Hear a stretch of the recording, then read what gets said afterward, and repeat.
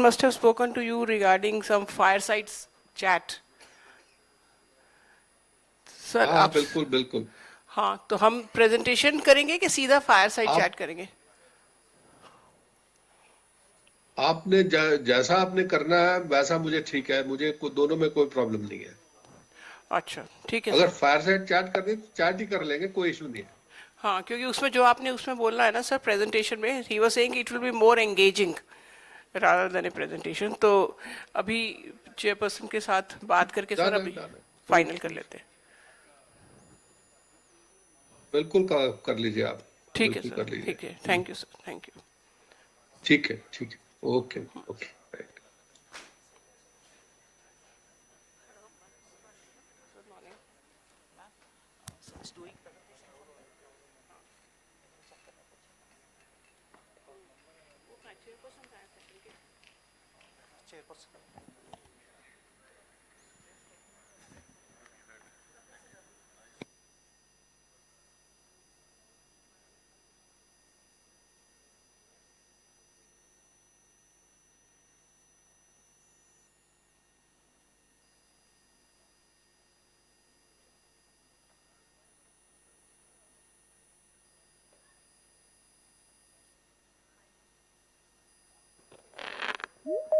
It was echoing, they told, so we switched.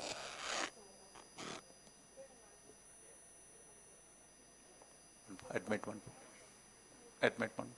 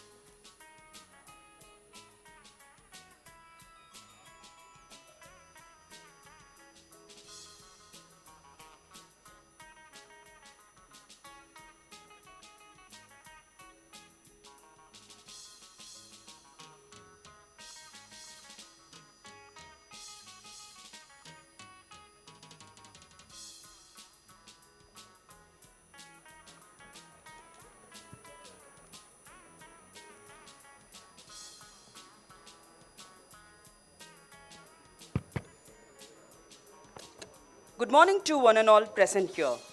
It gives me great pleasure to welcome you to Day 2 of Association of Indian Universities South Zone Vice Chancellors Meet 2025-26 on promoting entrepreneurship and startups in higher education institutions. Thank you for your enthusiastic participation yesterday, which made the inaugural session both engaging and intellectually rewarding.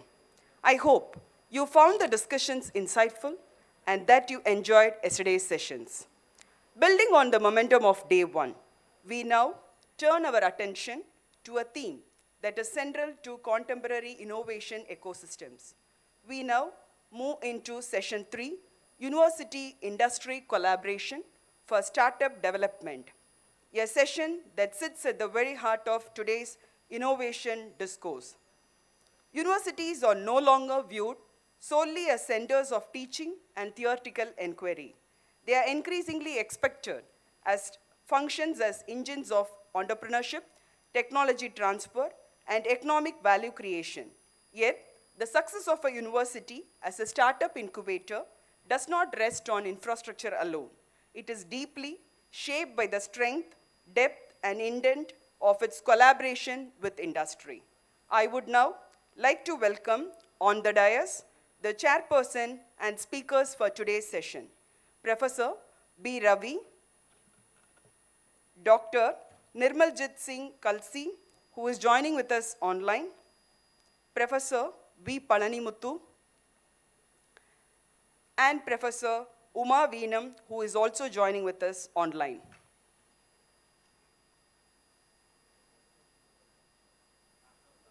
We kindly request you to occupy the dais for the panel discussion. This session invites us to reflect on how academic institutions and industry can move beyond symbolic partnerships towards meaningful collaboration. Collaboration that nurtures entrepreneurial thinking, accelerates startup growth, and translates knowledge into societal and economic value. To steer this important conversation, it is my privilege to introduce the chair of this session, Professor B. Ravi, Director of National Institute of Technology, Karnataka, Surathkal. Professor Ravi is a distinguished academic leader with an eminent career in engineering education, research, and institutional governance. A senior professor by training, he has made significant contributions to teaching, research, and academic administration, with a strong emphasis on quality enhancement, innovation, and outcome-based education. Under the guidance of our chair, we are honored to have an eminent panel representing diverse perspectives from academia, industry, and the startup ecosystem. Let me now introduce our distinguished panelists. Today we have with us Dr. Nirmaljeet Singh Kalsi, retired IAS officer and former chairperson of the National Council for Vocational Education and Training, distinguished public administrator and policy leader with over 35 years of exemplary service in the Indian Administrative Service, serving in both the Government of India and Punjab cadre. Dr. Kalsi is joining us online today. Next on the panel, we have Professor Palani Muthu, currently serving as Director of the National Institute of Food Technology, Entrepreneurship and Management, Tanjavur, an institute of national importance under an Act of Parliament, Government of India since August 2023. Professor Palani Muthu has contributed extensively to teaching, research, and extension, holding key leadership roles including Special Officer, College of Agricultural Engineering, and University Head of the Agricultural Engineering Division. Today we also have with us Professor Uma Vennam, Honorable Vice Chancellor of Shri Padmavati Mahila Vishwavidyalayam, Tirupati, and a distinguished Professor of Social Work, trained at premier institutions in India and abroad. With over 4 decades of experience, she has made significant contributions to teaching, research, and field-based social development with a strong focus on rural poverty, women, and children. Professor Uma Vennam is also joining us online today. We look forward to an engaging and insightful discussion that bridges perspectives from the classroom, the laboratory, the factory floor, and the marketplace. We also request all the Honorable Vice Chancellors in the audience to kindly complete the recommendation sheet, which will be collected by our volunteers at the end of this session. The recommendation sheet for session 3 is in your kits. If required, the same can be handed to you by our student volunteers. With this, I request Professor B. Ravi to kindly take over this session and guide us through what promises to be a stimulating panel discussion. Over to you, sir. Thank you.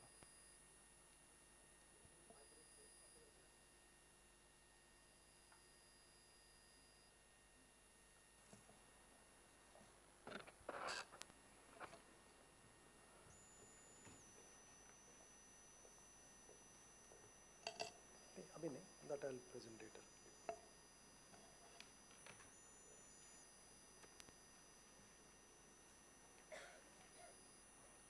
Namaskara and good morning to all of you. There's a lot of wisdom in front of me as well as behind me as well. We'll keep it focused, short, and hopefully very valuable and interesting to all of you. We are all partners. I don't see us on stage, and you are not on stage. I think we are all on the stage in the same way as far as this topic is concerned. A very important topic. I just want to start with one funny incident I had about 10, 12 years back. Our previous director of IIT Bombay, we were both supposed to be in an event at CII event in Mumbai, South Mumbai. And because to cut the traffic, we both arrived early in the venue. And unlike today, in the hall, only 2 of us were there at that point of time. Now we have much better hall today. So we were discussing, and the topic of that was academia-industry collaboration. And my director, who I don't want to name, he said, Ravi, this is one more event. People will come. They'll talk about why academia cannot interact with industry or why industry is to be blamed for whatever it is. And finally, it will be business as usual on both sides. No one will take any step forward, okay? So I remember that, and so this is my maybe 50th event where we're discussing academia-industry interaction and so on. But I'll also tell one event which I remember long back in 1973. We can calculate when it was. My father was very shaukin of driving. So we had bought a Premier Padmini at that point, one of those Premier cars. And we were driving from Orissa to Kashi, Varanasi, via Bihar and UP, of course. And on the border of, उस समय Google Map तो कुछ तो नहीं था. I mean, we go by physical maps, right? So on the border of Bihar and UP at that point of time, on the map, road was there.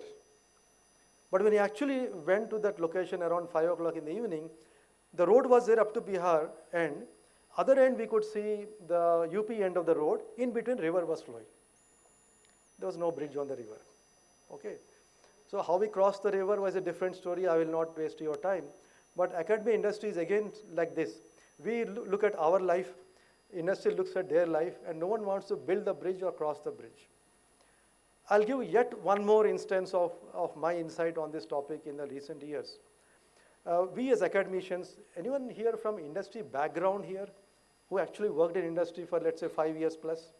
And he's in the back row, okay? Please come to front row, sir. You are very important. I'll give yet one more perspective on the whole issue. We academicians, we are focused on research and, let's say, teaching and so on. So let's say think about a tunnel from academia to industry or lab to land as one tunnel, big tunnel, straight tunnel. We are standing at this side of the tunnel where research is happening, and we say, my project, my funding, my lab, my space, my team ka salary, how to hire, how to fire, whatever it is. That occupies my mind, which is 100 odd things on how do I do a research project and how do I deliver and so on. The other end of the tunnel is basically product entering the market. We say, what is a big deal in that? Make a brochure, make a website, people will come and buy your product or license your technology and so on. हम लोग सोचते नहीं हैं कि what could be other side. I have been one of the most fortunate people in my life. 1990 itself, I sold my first product in the market, and I had to actually go convince the industry to buy it. Now, when I talk to a lot of industry and industry licenses, I have a good track record of 70 licenses, 70 patents, 35 licenses, 25 startups, 12 products in the market, touched about a crore patients, people, and all that. I'm not going to talk about my life more than this today. So I've been there on the other side of the tunnel where you talk about business, marketing, and financing and funding and so on. For them, that is the big 10-meter tunnel side. For them, when they look at this side, they say, research, what is there? You just hire a PhD and do research. What is big deal in that? So this perspective of, our perspective about business and business perspective academia is so far apart that we'll try to bridge in the next 1 hour or so. But we'll start with a little bit of a different kind of a model. Because only 2 of us are, we thought instead of having a panel, we'll have a fireside chat. I was trying to tell at the end कि fireside chat भी मत करिए, fireside grill कर दीजिए. Whatever one burning question you have about academia and industry, आप लिख लीजिए एक paper पर, or put it on your mobile phone, so you can read it out. Of course, we would like to know your name and where you are from. But instead of a long comment, like yesterday we had a lot of time in that, just make it a very brutal 10-word question to us. Either we will know how to answer or we will know who will answer that. So either way, we'll get the answer to you sooner than later. So that will come second part. What we'll do is in the beginning, very quickly, we'll first request Dr. Nirmaljit Kalsi ji to give his perspective about 10 minutes, about his 10 slides. So that way his online portion is done, and then he will be still there. And at the end, I will request him again, because he's senior most among all of us, to get his perspective on how the session went and so on. So he'll make a short presentation. Maybe I'll ask Dr. Palani Muthu to make one short, 5-6 slides. If depending on the mood in the hall, I may put my 5 slides. So whatever it is, presentation we'll finish in 20, 25, 30 minutes. Then we'll just discuss among all of us. Is that sound okay to all of you? All right, thank you very much. Dr. Nirmaljit, over to you, and see if you can do it in 10 minutes or so. Thank you. Thank you. Thank you, Dr. Ravi. Thank you so very much. So there are 2 voices I can hear. I can hear my echo. So it will be difficult to speak.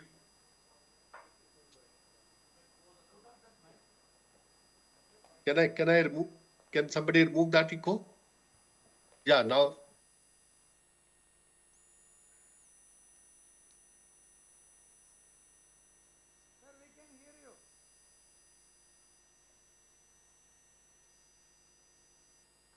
So, Yeah. yeah. Sir, Sir, we are able So to hear universities you. around the world, ला दो थोड़ी ला दो चाय ज्यादा मत देना they are not in just the knowledge centers, they are now innovation infrastructure.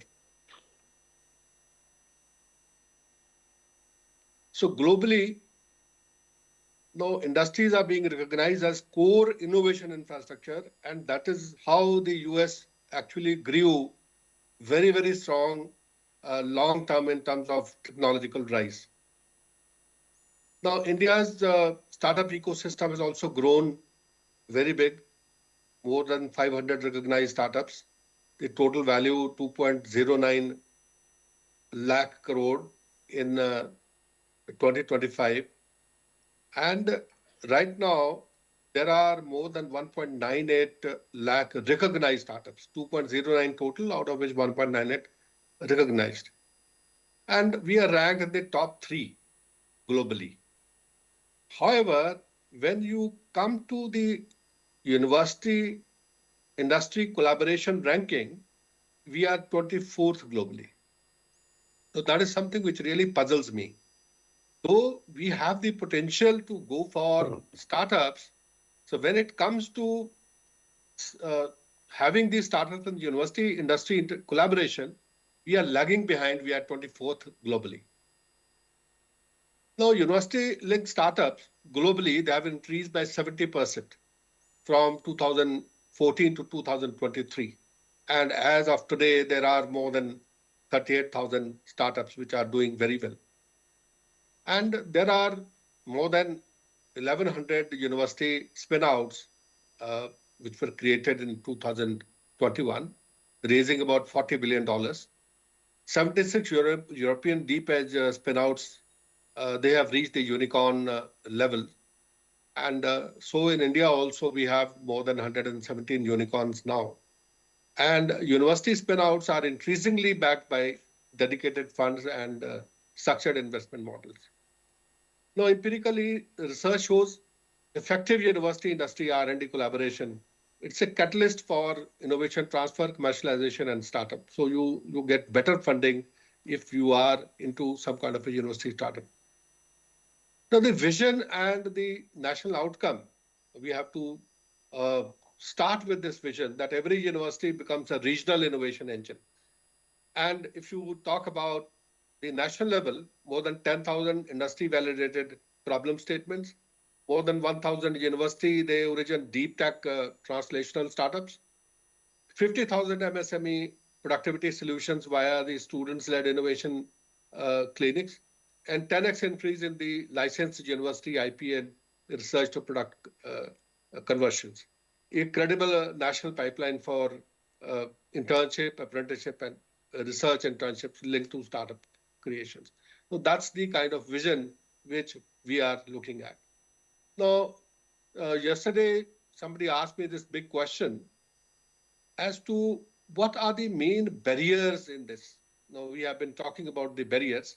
So I'll just go very fast, misaligned goals and culture and expectation. The way the vice chancellors and the entire university functions is very different. The way the CEOs function and their basic research, theory, publication, no, universities are focused on that. Whereas the industry is focused on the applied solution, speed, and the market impact. Second is the trust deficit. There is a very, very low trust between the two. And there is no relational capital between the two. So a lack of mutual trust, a fear of knowledge leakage, and concerns over the IP. No, these are important factors we must cater to. Communication gaps and the information asymmetry. That is another very important thing. Because the communication architecture of both university and the industry ecosystem, they are very different. They don't speak the same language. So we have to bring them onto the same language platform.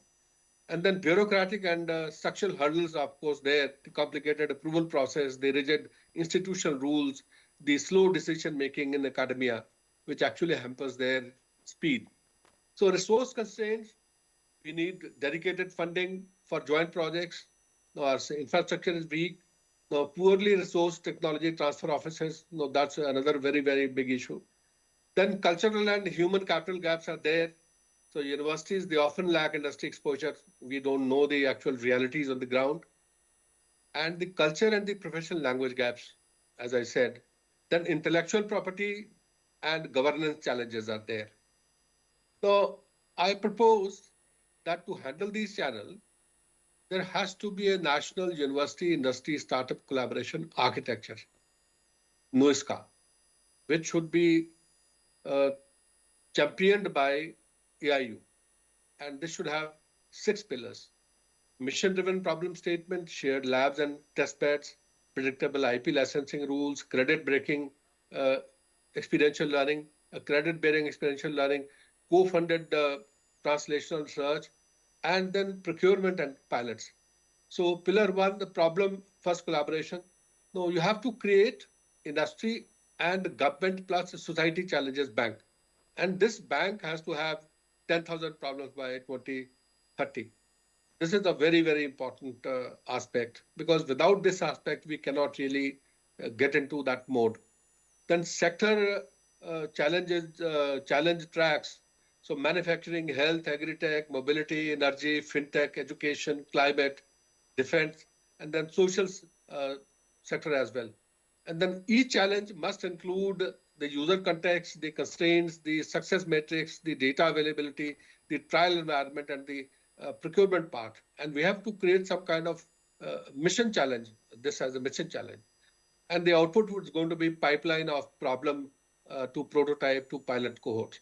Then pillar 2 is a shared infrastructure, which is labs, test beds, and sandboxes. Now move from incubation to prototype validation, rapid prototyping, domain test beds, data sandboxes, and tie the major infrastructure to multi-university networks using hub and spoke models, which is supported by the national R&D mechanism. Pillar 3 is IP licensing and equity, a shared national playbook, adopt NISP-aligned institution, IP ownership and disclosures, fast-track licensing, revenue shared clarity, equity participation norms. And then pillar 4 is credit-bearing entrepreneurship via NCRF. Most of these students, bright students, that don't even start any entrepreneurship because they know that they're going to lose marks. They're not going to get marks there. They are not going to get credits there. So you have to mainstream the startup work inside the curriculum. And then credits for venture building, product development, field validation, internship, incubators. We have to find ways to do it and create stackable micro-credentials. Then customer discovery, MVP engineering, regulatory and compliances, IP licensing, venture financing, all these subjects must appear in the engineering subjects and in the other universities as well. Now, this eliminates the false choice between the degrees and the startup. So that false choice in which the student is right now caught up. And then fifth pillar is very important, co-funded translational research and venture studios, build research to market rails, very important, joint translation projects, which is co-funded by the industry, university, philanthropic CSR, and then competitive grants. And then the venture studio inside universities to cover lab assets into companies. And then ANRF's mandate, that is foregrounds, research, culture, and collaboration. And finally, the sixth pillar is industry as first customer. So procurements and pilots. No, a startup dies without customers and without the institutionalization of the product. So the corporate pilot agreements, the procurement windows for validated solution, and very importantly, the city-state sandbox approvals for civic pilots. That is very important. And the governance framework has to be great. Now, the foundational principles I'll just list: strategic alignment, shared decision-making, outcome-focused, transparency and accountability, sustainability, mutual value creation. And how you do this, you have to have a university industry steering committee where you have strategic oversight, alignment of objectives and escalation authority. So vice chancellor, the industry co-chair, the dean research, and then the lead industry experts, then head of the technology transfer and IP office. This is extremely, extremely important. Legal counsel is extremely important. Student is extremely important. Similarly, collaboration management office, CMO, a dedicated operational hub responsible for coordination between teams. And there are a whole lot of core functions, operationalization, monitoring the deliverables, facilitating communication. And then the staff profile could be program manager, industry liaison, academic coordinators, legal support. Similarly, joint research and innovation board has to be there, which must take all decisions, which must prioritize the research teams, which must approve the project charters and funding trenches. And then monitoring research outcome, recommended spin-off and the venture pathways. No, all those will have to be looked after by this uh, joint research innovation board. So research portfolio, governance, resource allocation, and commercialization pathways. Now, these are the basic role. And finally, the intellectual property ethics panel, IPEP. So for managing sensitive areas where conflict often arise, the IP, the data, the confidentiality, and the ethical compliances. And it'll look into all these four aspects and work for that. Similarly, the supporting mechanism, technology transfer and IP office, as I said, is very important. And then some kind of go beyond university and industry to involve the government and the civic society. And there are boundary spanners which are sort of the bridges between the two, which Professor Ravi was talking about. So translate the needs, facilitate communication, and ensure operational smoothness. Now, these are very special kind of people which will have to be brought in, which know both the worlds. And then funding, sustainability, industry partnership, uh, fees there, sponsors lab and chairs, CSR-backed translational funds, then IP licensing and royalty streams, equity upside, and then annually endowments and the competitive grants. Now, these are some of the ways you can fund it. And you have to first, as I said, the problem bank has to be created, cohort and formation, and then the customer discovery and the feasibility, then MPV build and the lab validation, and then the pilot with industry, and the government sandboxes. We talked about incorporation plus licensing plus seed bridge, that is stage 4. Stage 5, you scale it up, procurement and growth capital. And for each stage, there has to be very defined deliverables, mentor assignments, IP checkpoints, and credit mapping. So faculty have to be really trained for that. So promotion, recognition for translational outcomes, then teaching load flexibility for venture studio roles, and then the revenue sharing and equity, extremely, extremely important. This is the biggest motivator.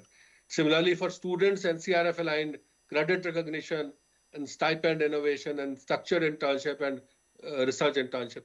And industry mentors, they'll also need some recognition, some access to pilots, and the structured IP engagement. And the data is again a very important point. Here, I would say that AIU National Dashboard for University Startup Outcome should be created by AIU, which should look into problem statement, onboarding, and active projects, pilot deployments, startup incorporated survival rate, and the revenue jobs, IP disclosures, patent file. No, it should be total sort of directory of the entire work which is being done, and this should bring transparency, and publish an annual university startup integrity and outcome report. And there are some very clear KPIs which could be defined for 12 months and for 3 years. And these can be discussed in details. I'm not going into details of these. And the project has to be implemented in phases. You have to first set up the AIU issues, the model university industry startup collaboration framework, which should have all the clauses, then identify 50 AIU lighthouse universities. Phase two, you hub and spoke shared labs and challenge banks, and then the national mentor registry and the AIU annual benchmarking and awards based on audited outcomes. Phase 3, it is cross university venture studio networks and national procurement pilots with the industry, and then deep tech scale and path linked to the translation search. So 3 phases it can be implemented. And finally, this model is going to work. Why? Because it aligns with the strategic objective between the university and the industry, provides the transparent rules, especially with regards to IP, joint research, publication timelines, create a joint matrix of deliverables and KPI, and support trust building and accountability on both ends. So, and finally, the actionable points for the Vice Chancellors. I've just listed it. I'm going to share this presentation for all of you. For a shortage of time, I'll stop here. And there are some key policy recommendations for AIU also, which I've given here, which could be included as part of the AIU resolution.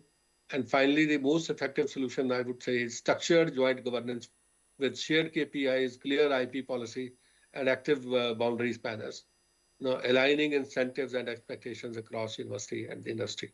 Thank you so much.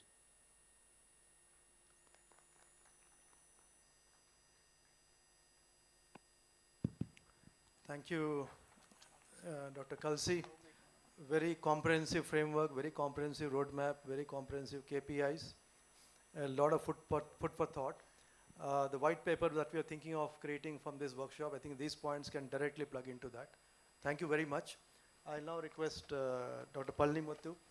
You'll have to start saving some time, okay?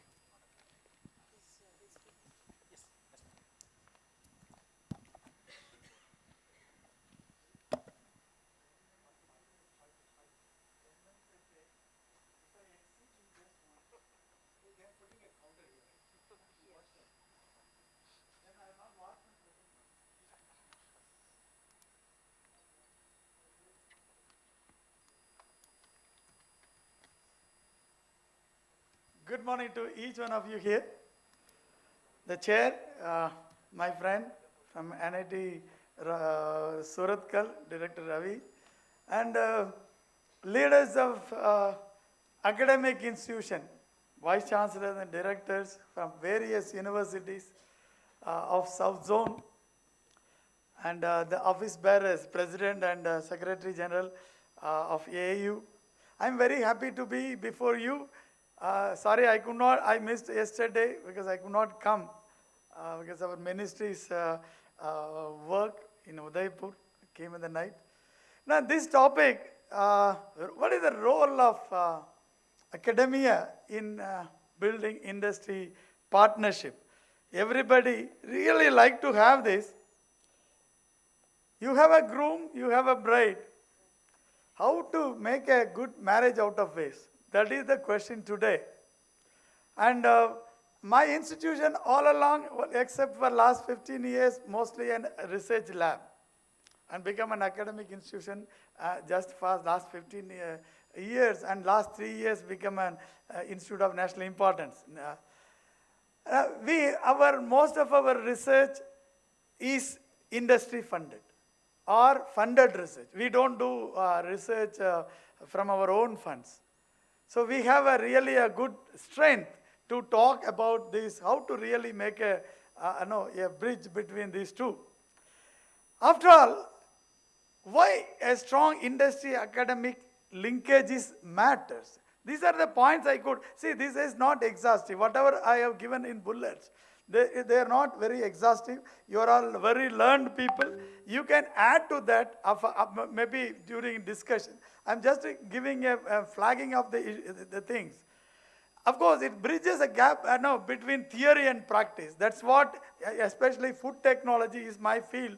And it bridges the gap between theory and practice. Not necessarily because we have a motley group of universities where science, arts, many universities have focus on these areas. There are institutions, engineering and applied science institutions like mine and NITs and IITs. We have basically our applied research is strong focus is towards industry. Application oriented our research. And it is not the same case with all the universities who are represented here. We have to slightly modify, maybe my presentation is slightly biased towards that. It accelerates really translation of research into market-ready technologies. Whatever we do, most of the things what we get out of our research, at least in my institutions and many of the engineering institutions, directly translated into some application for the industry. It enhances students' employability as well, because one of the prime motive of having industry academia collaboration is my students should get job.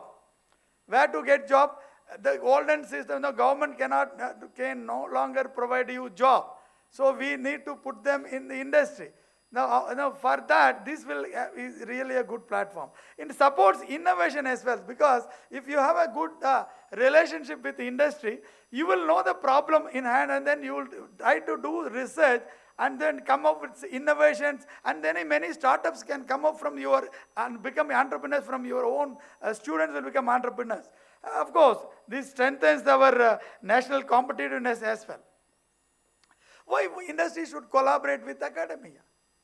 That is a really key point, because suppose if you want to make a marriage out of it, bride and groom, and a groom thinks that my life will be made by a girl who comes to my family, right? Because we are not very good planners.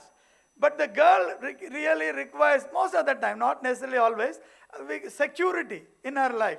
That's how a marriage, it's a innate thing that is really bridged together. Same way, because what industry and academia relation, what really they expect, why they want to collaborate, they want to access, the industry want to access a specialized expertise which is available in the academic institution. That is one of the key things why they want to come here. And of course, you can make a lot of innovation together, and then R&D support can come easily from the academia. That is one of the things which industry thinks. And industry ready talent creation. The thing is, sometimes you send your the students in the last final year, especially engineering students, they are placed in the for internship in the industry. They are ready-made. They got talent. Now that is one of the reasons they want to collaborate. And of course, if an industry wants to tap funds from the government, when you have want to leverage that, then if you have an industry academia collaboration, if somebody wants to have a relation MOU with the NIT Rourkela, government trusts the universities, especially the government funded ones. They can fund easily through them to the industry, not directly to the industry. That is the situation right now. So that is they can tap the government funding. Industrial problem solving, of course, there are many industries. We will come across this several times. Of course, commercialization support as well. If the academia wants to put their product in the market, it is very easy to, if you have a collaboration, you can easily commercialize. Now, the expectation of these two partners, industry, I say it is a bride, and academia is a groom. You can make alternate also. This is what really expectations are. Left-hand side, I hope this works. Left-hand side, you have one system, you can go up. And the right-hand side, what is academia expects? The industry expects market-aligned courses will be there in the curriculum. Are we doing it? Food for thought. You are the industry lead, academia leaders. You have to align your curriculum towards this. Second is development of skilled manpower, because there are hardly 5%. That's what every time the minister says, only 5% of the people, engineering graduates are employable. That is not required by the industry. They want a skilled manpower. Maybe for the graduates, or maybe the trained other technical persons also. Of course, solutions for industry concerns. There are many problems arise from various industries. I'm good with the food industry or agriculture-based industry. Maybe sometimes little bit about other engineering industries. And they want some solution. Really, some critical problems have to be solved. Then operational and practical approach. See, the academia approach many a time is very theoretical in nature. They want really the things to be operational in their industry relationship. And of course, what academia really expects, equal partnership. Sometimes we say that industry is not bothering about us. Depending upon your skill set, what you can offer to them, right? And then the feasible goals and timelines. We probably, maybe because of many reasons, we have a course load, we have other problems in our hand. So we may not be meeting the timeline which the industry wants. They want quick solutions that we may not be meeting it. They expect that it should be, timelines should be there. And student placements and exposure, that academia expects that all our students, 100% placement, good NIRF ranking, QS ranking. That's what we expect, but that is possible when there is a good placement, because a lot of marks are there in that column. And then funding and infrastructure support from the industry for our research as well as academics. This is what we expect from industry. Now, who are the potential partners? How to identify them? Now, there are different types of universities here. This slide gives you some kind of an idea how to make partnership, how to identify a partner. You can, like Suratgal, they have maybe 10, 15 types of courses. So many industries can partner with them. Say, take a university, say University of Mysore. They have courses which many of the courses are not directly aligned with the industrial in a particular sector. Then how to identify them? That is what this slide gives an idea. Alignment with institutional expertise. If you have a certain area, you are very good in molecular biology, and you can build in a vaccine and other things, you identify those industries. Okay. I just started, you made 2 minutes, okay. Okay, sector and value chain mapping. You should know where you should have a partnership. Industry problem and demand assessment. You have R&D, of course, R&D orientation in the industry is required if you really want to make a partner. And then prior industry academy engagement, if it is there, then easy to make a partnership. You make it bigger. Of course, their investment willingness for the industry is also important. That what are the needed changes in the approach in the academia? That is, we are all academicians here.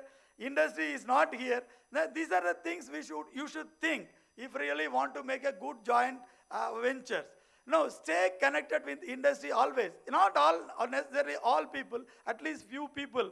And then you require international studies and exposure. If otherwise, because it's a global village now, and you need to have a knowledge what is new in your field.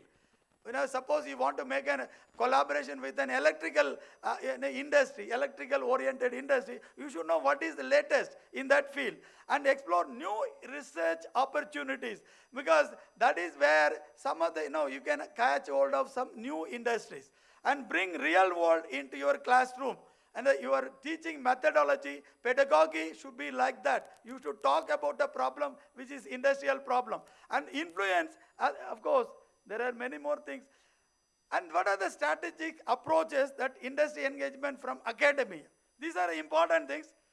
Start some consultancy and testing services for them. Maybe for small amount or free.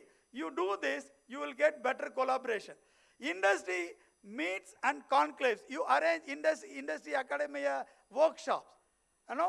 Some kind of, yearly once or so, you have it. And then MOUs with many institutional partnership. And alumni, this is one area you should concentrate on. IITs are very successful. NITs are very successful because of their alumni. Because they have a link. Even our own institute, we always operate through our alumni. They come for a campus placement, everything, because we have a network of alumni who are working in that industry. And then government ministries and agencies, if you want to catch hold of one industry to be a partner to you, operate through a ministry which is funding them. Maybe rural development, renewable energy ministry. If you are working on a solar level or a wind energy, or if you are a you are talking with the food industry, talk through Ministry of Food Processing Industries or Ministry of Agriculture. It is easy to get them on board.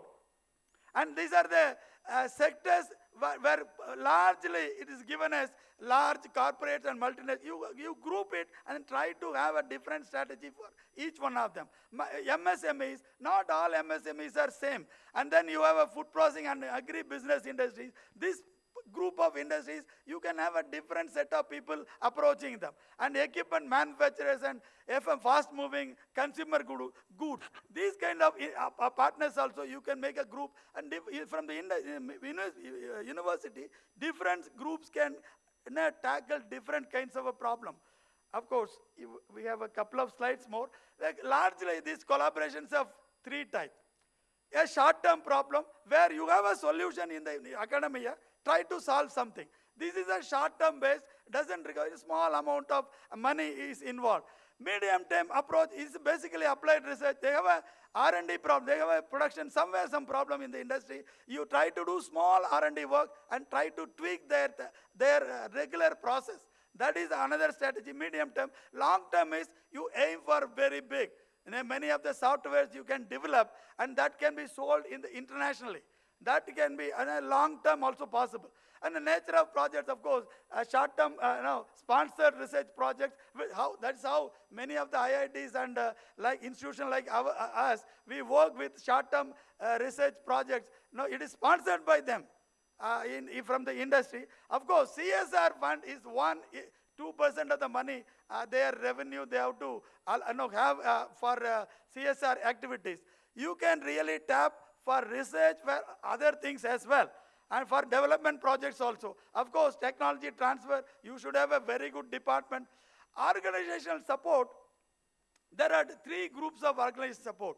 One is government support for industry collaboration. There are many. You have a BIRAC and many things. From biotechnology, science and technology, there are many mission mode projects. You can collaborate with industry because industry partner is a must in those projects. Many are ANRF funded projects. The industry partner is a must. You have to have a collaboration like that. There are many points which are bulleted. You can read out because already 2 bells have come. Now, NGOs and private organizations, there are pretty good, many NGOs having lot of funds, like say Melinda Gates Foundation. They fund really a lot of money for research, that it should have some kind of outreach to the public in a rural or MSME focused interventions or social impact projects. This you can do. The universities, many of the general universities, they can really tap these NGO funded research or collaborations. They are along with the industry. Of course, there are CSR and inclusive grant opportunities that you can tap. Attracting industry through institutional mechanism, how you can do it. Please note down these points. If you have some medals, student award instituted in the name of the industry, you can attract funds. Next time the CEO will, you just note down these points in your mind. This will really help. And then endowed, the industry-sponsored research chairs. Already many people are having, IITs and NITs are very intelligent people. They created a lot of chairs with the industry-sponsored money. That is how you can make collaboration. Endowed faculty position. You can have a professor, some professor chair. Endowed professor in your faculty, or maybe professor of practice. That you can have it in the university. That is there in the UGC system. And that you can have. And you name some laboratories, some buildings. Like, you want to have a fund from Rainaji, you make MS Ramaya Center of Excellence for Electrical Engineering in the institute. You will get money from, I think, our Dr. Jayaram is our alumni, Dr. Godandrao from our University of Agricultural Sciences. I'm just joking, but you may get help. So these are the key things, small, it looks small, but really it works.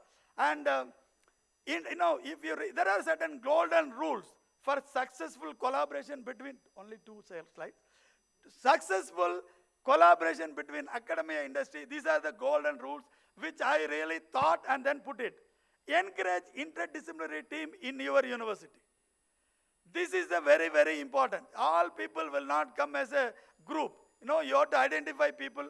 And then academic rewards for such a encourage that who make a collaboration, give them some little bit, a promotion advantage or your scorecard advantage, something you give, really that works. And creative synergies, it can, you seek it, and then halt and the impeding identity crisis. It looks a baffling point. Sometimes these kinds of relationships, for a small reason, there will be crisis. You have to, maybe because of ego problem, something, you have to identify at the beginning itself, you have to remove it. Expand whenever you got a small opportunity, make it big.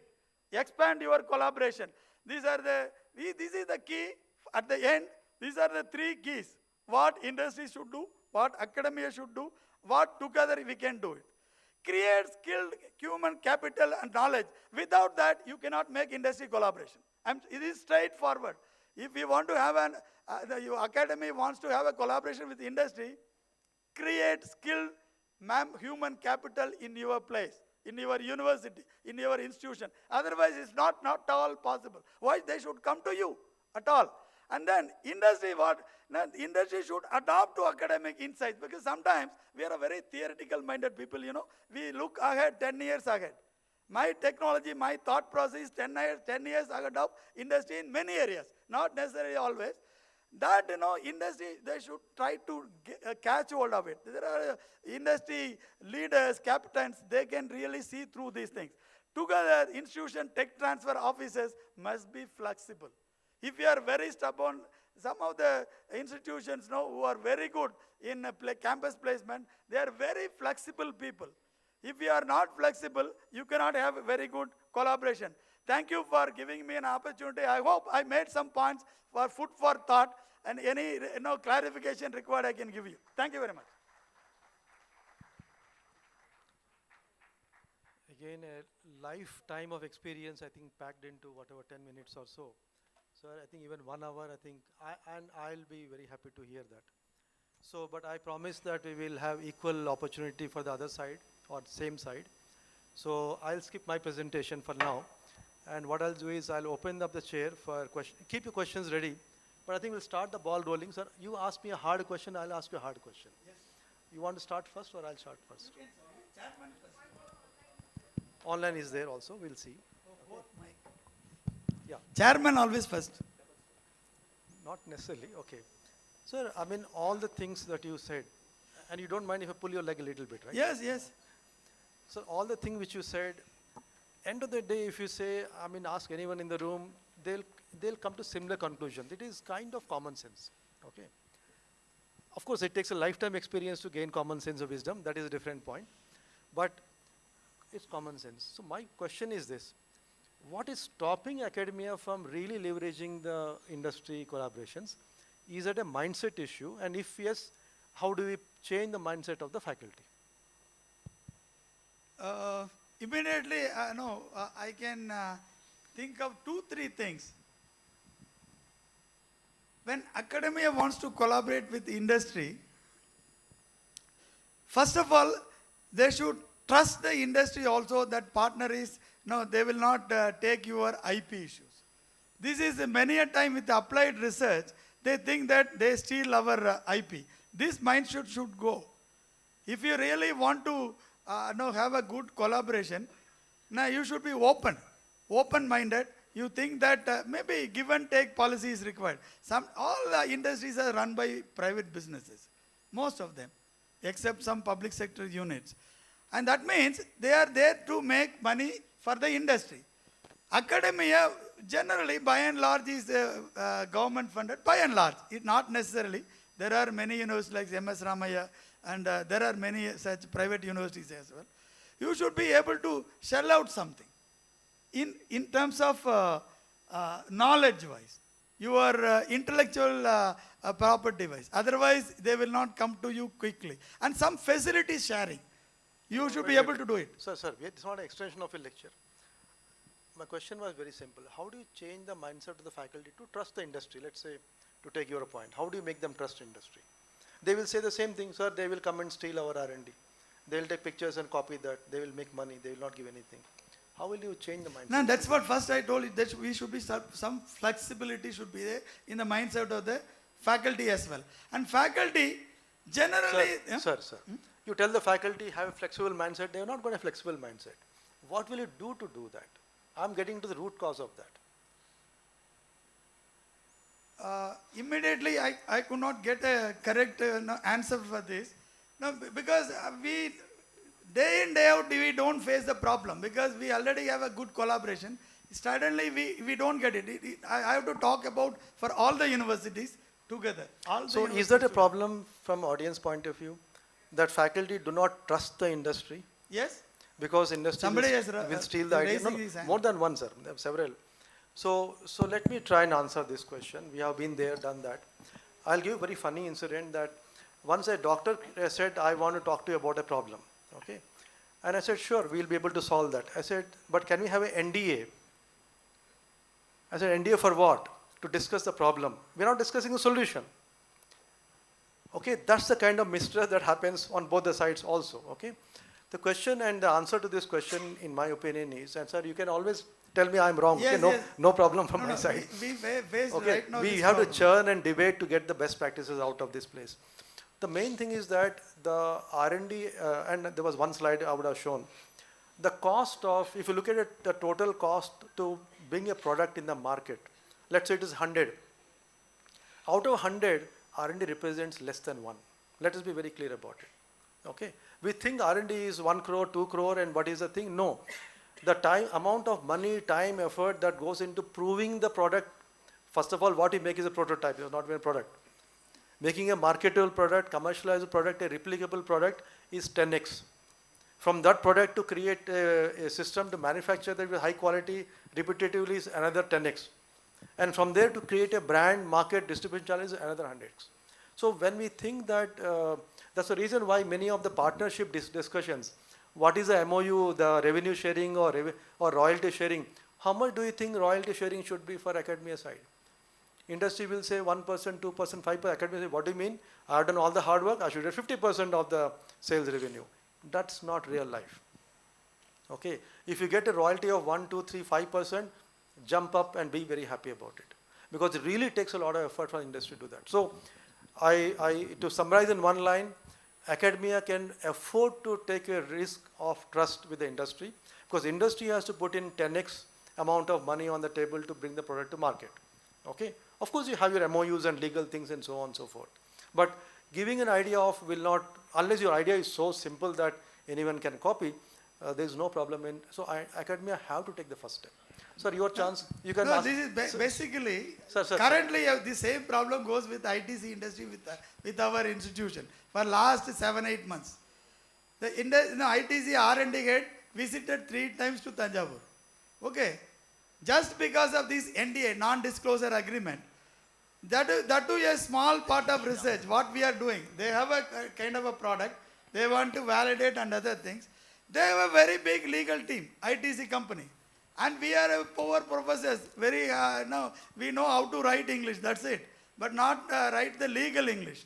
This is going up and down for several times. Finally, we have agreed. I think maybe within 2 weeks they are coming. Though we have a relationship for last almost 7-8 months, we could not sign an NDA agreement with such a big company for so long. Because we have a set MOU pattern and they have a set MOU pattern. Theirs is so big, 15-20 pages. Ours is 2 pages. Because that's what we could write. We trust, okay. That Sir, trust is important. Sir, you can think about a question to me. Meanwhile, any questions from audience? Can I Yes. pass a mic there? Yes. Sir, there's Some mic there? Yeah, somebody is there. I know, I think she was trying to connect, if possible. Can My presentation also is there. Yeah. We'll see. Yeah, my name is Satyanarayana. Yes. I am from Dayanand Sagar University. I fully accept that from TRL 3 or 4 to TRL 9, obviously the cost and the time is so huge, and even when a product is ready for the market, it has to be taken back if something else comes out. Therefore, the cost is mind-boggling. But my key question again, as an academics, on one side, my simple submission is that somewhere many times we don't have the confidence to talk to the industry because maybe our research is not good enough. Those who are good enough are willing to talk, and that's where, as Professor mentioned, the MOUs are double-sided. So we have similar, especially with my MNCs, it's even more horrible, but we have done such MOUs with appropriate discussion. The point I wanted to make was, everybody asks the academics all the question. And I mean, a whole of Indian industry is having a free lunch at the cost of the academics, because as I say every time, for the 42 million in higher education, we do not get 25 cents per student from the industry into Indian academic system. So that's why we do not have any, and they don't figure in even top 500 in Asia. None of the major Indian industries figure, not global. So you will hardly find 1 or 2 in the global top 100,000. So the point is, but at the same time, all I want to convey is, we as the academic, whether we believe it or not, have to create proactively the trust by the industry for them to come on board. But if we do that, I can say from our limited experience that we have at least had 1,000 crores of investment.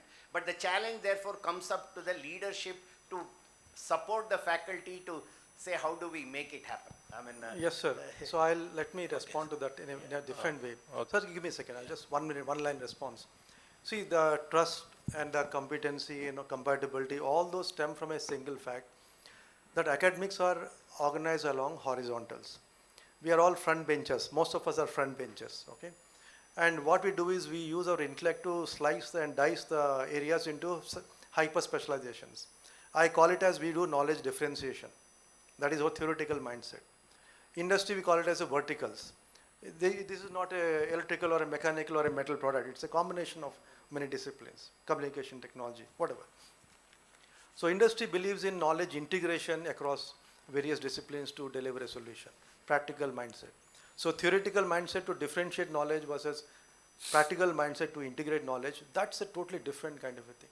So you need to have enough faculty members in the institution who have the industry kind of mindset, who know the industry language, okay?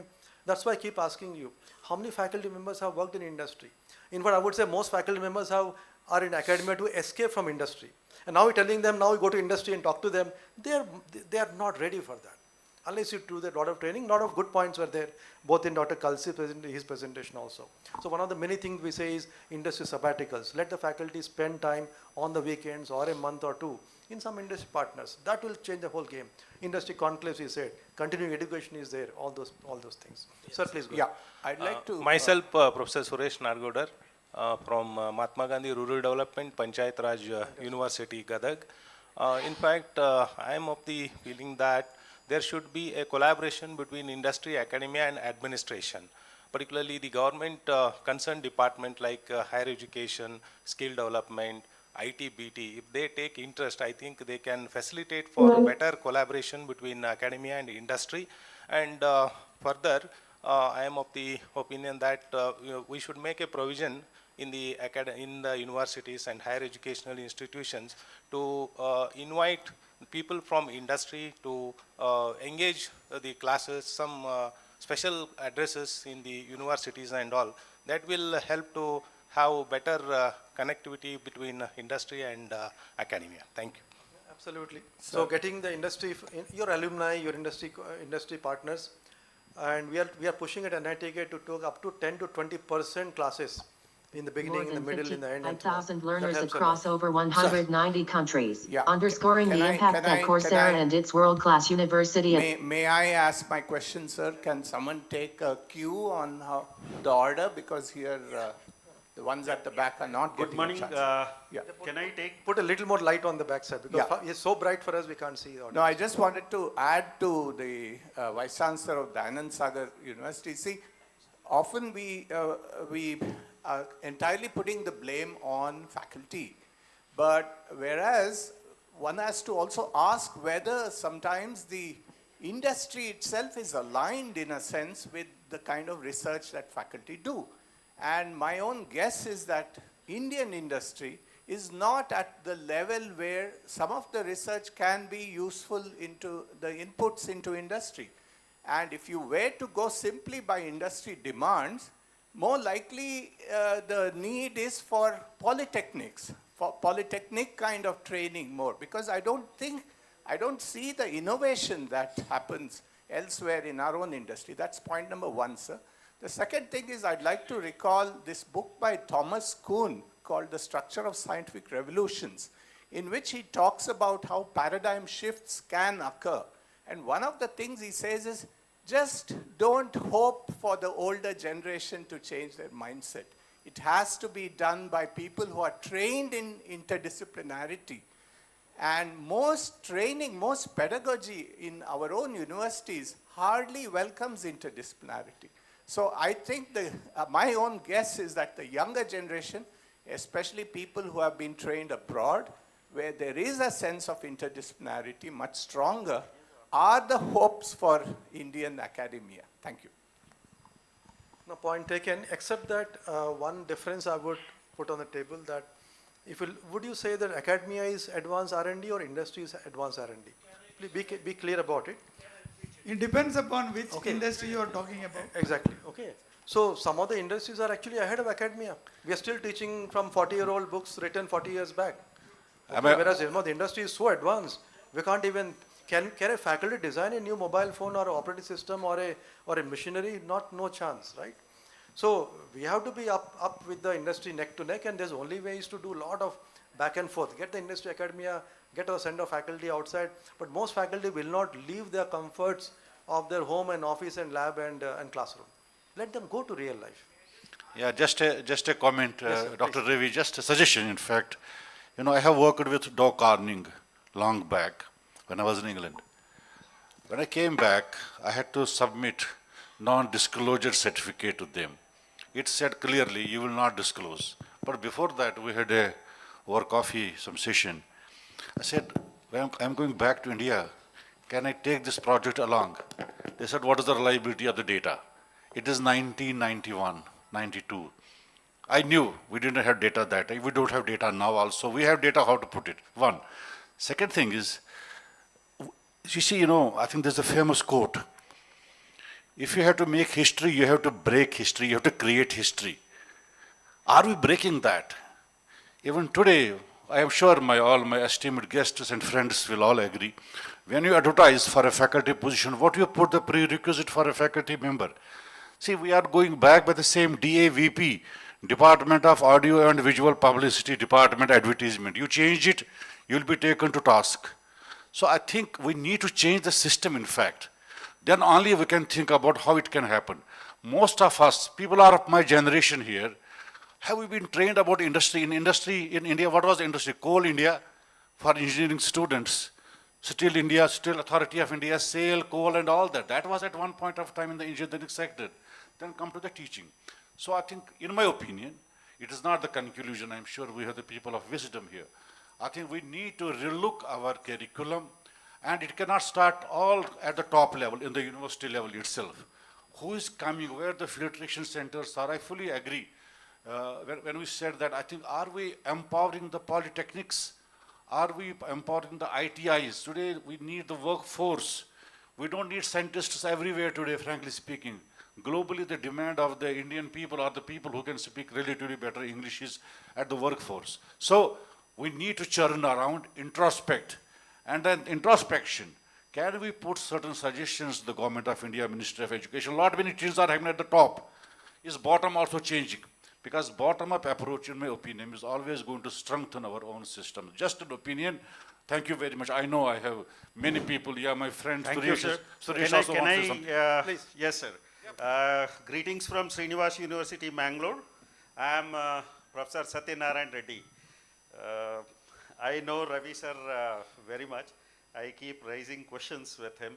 So let me present the data about our Bharat. And then I'll put my question. Sir, 30 I'll seconds. be very 30 seconds. Oh, okay. So A++ institution 302, A+ institution 800. That makes it, the total number of higher education institutions are 58,643. So we have roughly 1.08% of the institutions which are enabled as on date. Now we at Bharat are very, very good in not sharing anything. Across the institution, they don't want to share anything. And we talk very, very, at high level that this should happen, that should happen. So roughly, if you take a startup and entrepreneurship scenario, 3,000 institutions of 59,000, roughly 5.08% institutions are into flourishing startups. Again, the scenario is very bad. So my suggestion was, or my humble request to the August gathering of enlightened Vice Chancellors, that can we have a standard policy which must be made mandatory for making the institutions, industries, and the researchers and startups, all these people should come together.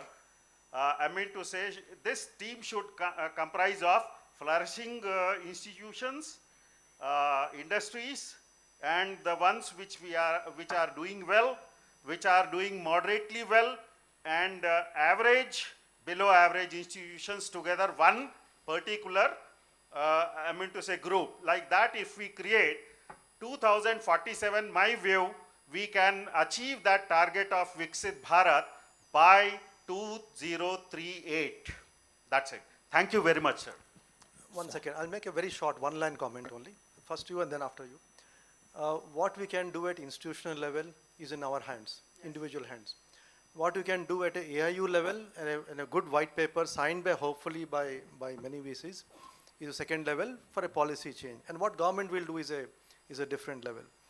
I'm happy to say that last week when we had a meeting of all NIT directors and board of governors with the Honorable Minister of Education, NITK came up as the exemplary model of the policy for innovation, entrepreneurship and technology licensing and so on. It's just a 6-page document. Honorable Minister has asked it to be adopted into all NITs. And I'm happy to share it with AIU and through AIU, whatever it is. We are most welcome to that. It includes the best practice of how do you do a patenting, how do you do licensing of the patent to industry partner, and if you don't want if you want to give it to a startup, how to do startup, and also it addresses what's called as the conflict of intellect, how do you manage that on the faculty side. But sir, next I think yourself, yeah, please. Yeah, ಎಲ್ಲರಿಗೂ ನಮಸ್ಕಾರ, sabko pranam. My name is Suresh Jangam Shetty. So this is a off-track question I can say. Who are these industry people? Have they not studied in any of our institutions? They studied. How did they change so fast to tell that academics are not doing good? This is one thing which I wish to express. They are the same people who have been in one or the other university and they have gone there. It is like a son or a daughter born in a home and then goes out to become something big and says, parents, you don't know anything. The same thing we are discussing again and again. I feel everything is going on fine. We have been teaching well, so that's what they are doing excellently well. This is my thing. So a comment on this. Industry people are the people who studied in the same industry. I mean same institutions of our country. In one or the other institution. Maybe good or maybe bad, but they all changed when they went there. But if you ask them, they will tell what academics is doing is not good. This is not right, I feel. Sir, we have been doing good. Sir, I'll tell you a quick comment on that. See, a lot of alumni, and NITK has about 42,000 alumni, and doing very well, especially, there's a saying that in Bangalore, there's a NITK mafia. Every other company is a founder or co-founder is from NITK. So when they come to meet me in my office and they want a photograph with me, I have to get my time ka paisa vasool. So I tell them, okay, Mr. So-and-so, we are very proud of your alumni, you're doing so well in life, whatever, whatever. I have a question to ask you. And the question I ask them is that, sir, tell me, what percentage of your success today would you ascribe to inside classroom theoretical learning? Should I repeat the question? What percentage of success today is because of what you learn inside the classrooms from your teachers? Do you want to guess what the number is? Very small number. Highest was 30-31%. Okay, my average in my head is, I have talked about 180, 190, 1-to-1 like that. Average is 18 to 20%. So if you are spending, and NITK syllabus 80% is theoretical, 20% is labs. So I'm asking my faculty, if 80% value comes from outside the classroom, why are you spending 80% time inside the classroom? Okay, so of course the theory part is important, all those things, but theory is not assimilated unless you cement it by practice. Sir. Namaskar, sir. My name is Professor Anand Deshpande. I am the Vice Chancellor of Bagalkot University. I have a quick experience to share from a tier 2 city from Belgaum. I was a part of an engineering college there. And you know, Belgaum is known for the foundries. And you know, the link was not getting very well set between the institute and the foundries over there. So there, through a foundry cluster concept, we got an assignment for the institute to you know, train their foreman and the support staff on the foundry shop floor about the theoretical part. You know, all those people were doing, you know, just by practice, they are not understanding what is happening. And, you know, this was a wonderful assignment which was given to the institute, and institute did it so well. And, you know, the productivity or the kind of outcome they were getting in the foundries there after these sessions were conducted, you know, that improved drastically. In fact, even there was a fairly good amount of job satisfaction also the people could get, people on the floor. And that was a wonderful connect between the industry and the institute that started in a very small way, though it is a very small dot, but it really, mattered a lot, and the foundries over there started gaining more and more confidence with the institute. And of course, after that, we did so many good things. Also, one more wonderful assignment we did was that because of the academic autonomy the institute got there, a few of the courses were designed in such a way that 30% in the classroom, 70% learning would be done on the shop floor. So we tied up with few industries there, and there was a special course design called Process Flow Management or Process Flow Engineering, and that was taught. The syllabus was designed jointly, and the 70% learning happened on the shop. Students used to be there in the industry almost 70% of the time, 30% time they were here, and the assessment was done manually. And I'm very happy to mention here that almost 40 students took that particular course, and all 40 were placed in the companies like L&T, TVS. They were totally ready for the kind of requirement the industries had. So this was, a very simple but a very effective experiment we did at Belgaum. Thank you. No, it's in fact continuing education for industry is one of the happiest, easiest, game-changing for any faculty. What you're teaching in the classroom, just make it a little more industry-oriented. But when industry comes, you show them your lab also, what projects you are doing. Then industry projects start from that, and all the good things will start from that. It looks like there are a lot of questions from the online audience also. Sir, I have one question. And we will take one or two. You can announce. Sir, I have okay, one question. Yes, okay, please. Sir, regarding, if you see the Indian context, teaching, learning and evaluation part, we are very, very good, excellent, extraordinary. But research, development, innovation, invention, startups, maybe we are doing good, but not all the people of academia. If you understand the village is an industry, that is where a place of product development, place of production. Now my question is, if the universities or institutions can connect with the villages, solving their problems, improving the quality of life, if that we can start, obviously the industry will come, the startups will come, and inventions will come, and incubation will come. If we are saying, we are giving statement, but we are not worrying about my perception it is, we are not much worrying about the villages. This is a question to you as well as Nirmalji. Yeah, so very happy to have this question, because last week when I met Honorable Minister of Education, he was most happy about one statement that I made there, that we are sending our entire first year to look at local 50 villages, 20 students into 50 villages. Buses will drop them off in village in the morning, pick them up in the afternoon. My dream is that in year one, if a BTech student can identify a problem worth solving of the village, okay? Year two creates a solution, year three tests the solution back in the village, and year four writes a business plan and presents it. I am promising the students, 1,000 students, 50 teams, okay? I am promising them I'll get you alumni who will come with a checkbook of 5 to 10 lakh rupees, and they put a check on the table if you want to implement that, create a business model. Dharmendra Pradhanji was very happy about that. He said this is a model which should emulate in all the colleges. So these experiments have to be done. I'm not saying I have the answers to all questions, but business as usual, it cannot be business as usual. You got to try new things of how do you engage with students, society. I was very happy to see quadruple helix. I mean, government, academia, industry is not enough. Society is a part of it, and what you're saying is just that. Society has to be where you identify the problem and also test the solutions, and businesses will come out of that. Sir, please go ahead. Sir, good morning, sir. No, wait. Just he was waiting for some time. Yeah, go ahead. This is Dr. Yuvraj, Vice Chancellor of Madanapalli Institute of Technology and Science, Deemed University, Andhra Pradesh. I'm very happy to be in this part of this program. My question is very simple. The universities as well as institutions have changed the mindsets of faculty members to collaborate with industries. So in our institute, we asked each faculty to collaborate with one industry.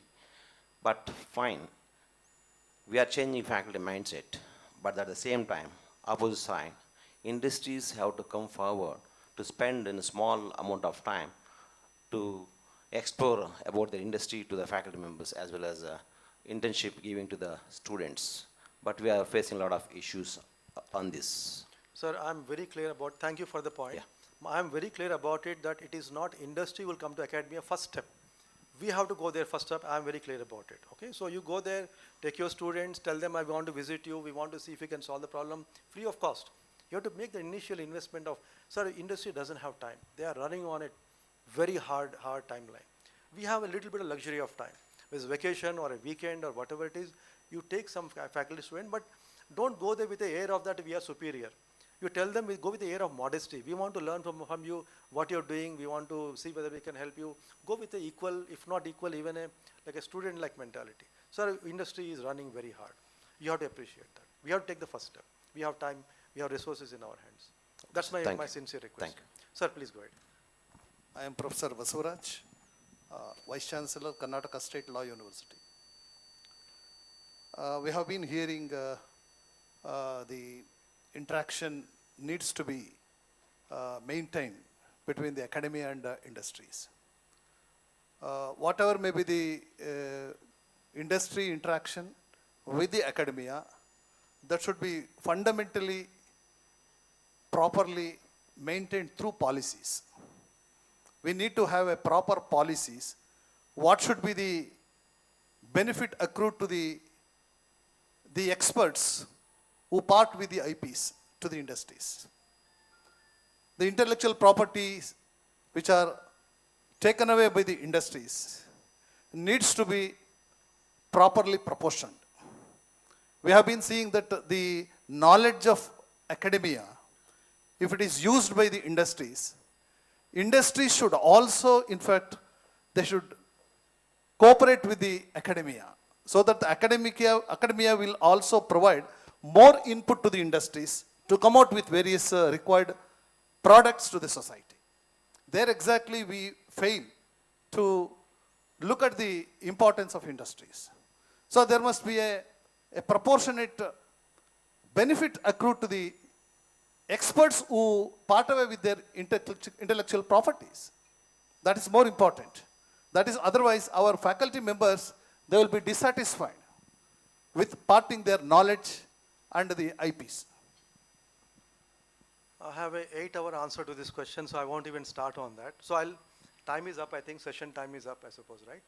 So we'll take one question online. Let me see, let's take, sir, I am here only, okay? You can ask me the questions, but let the online people, one or two online people ask a question. Sir, you can unmute yourself and you ask the question, please. Professor Anand.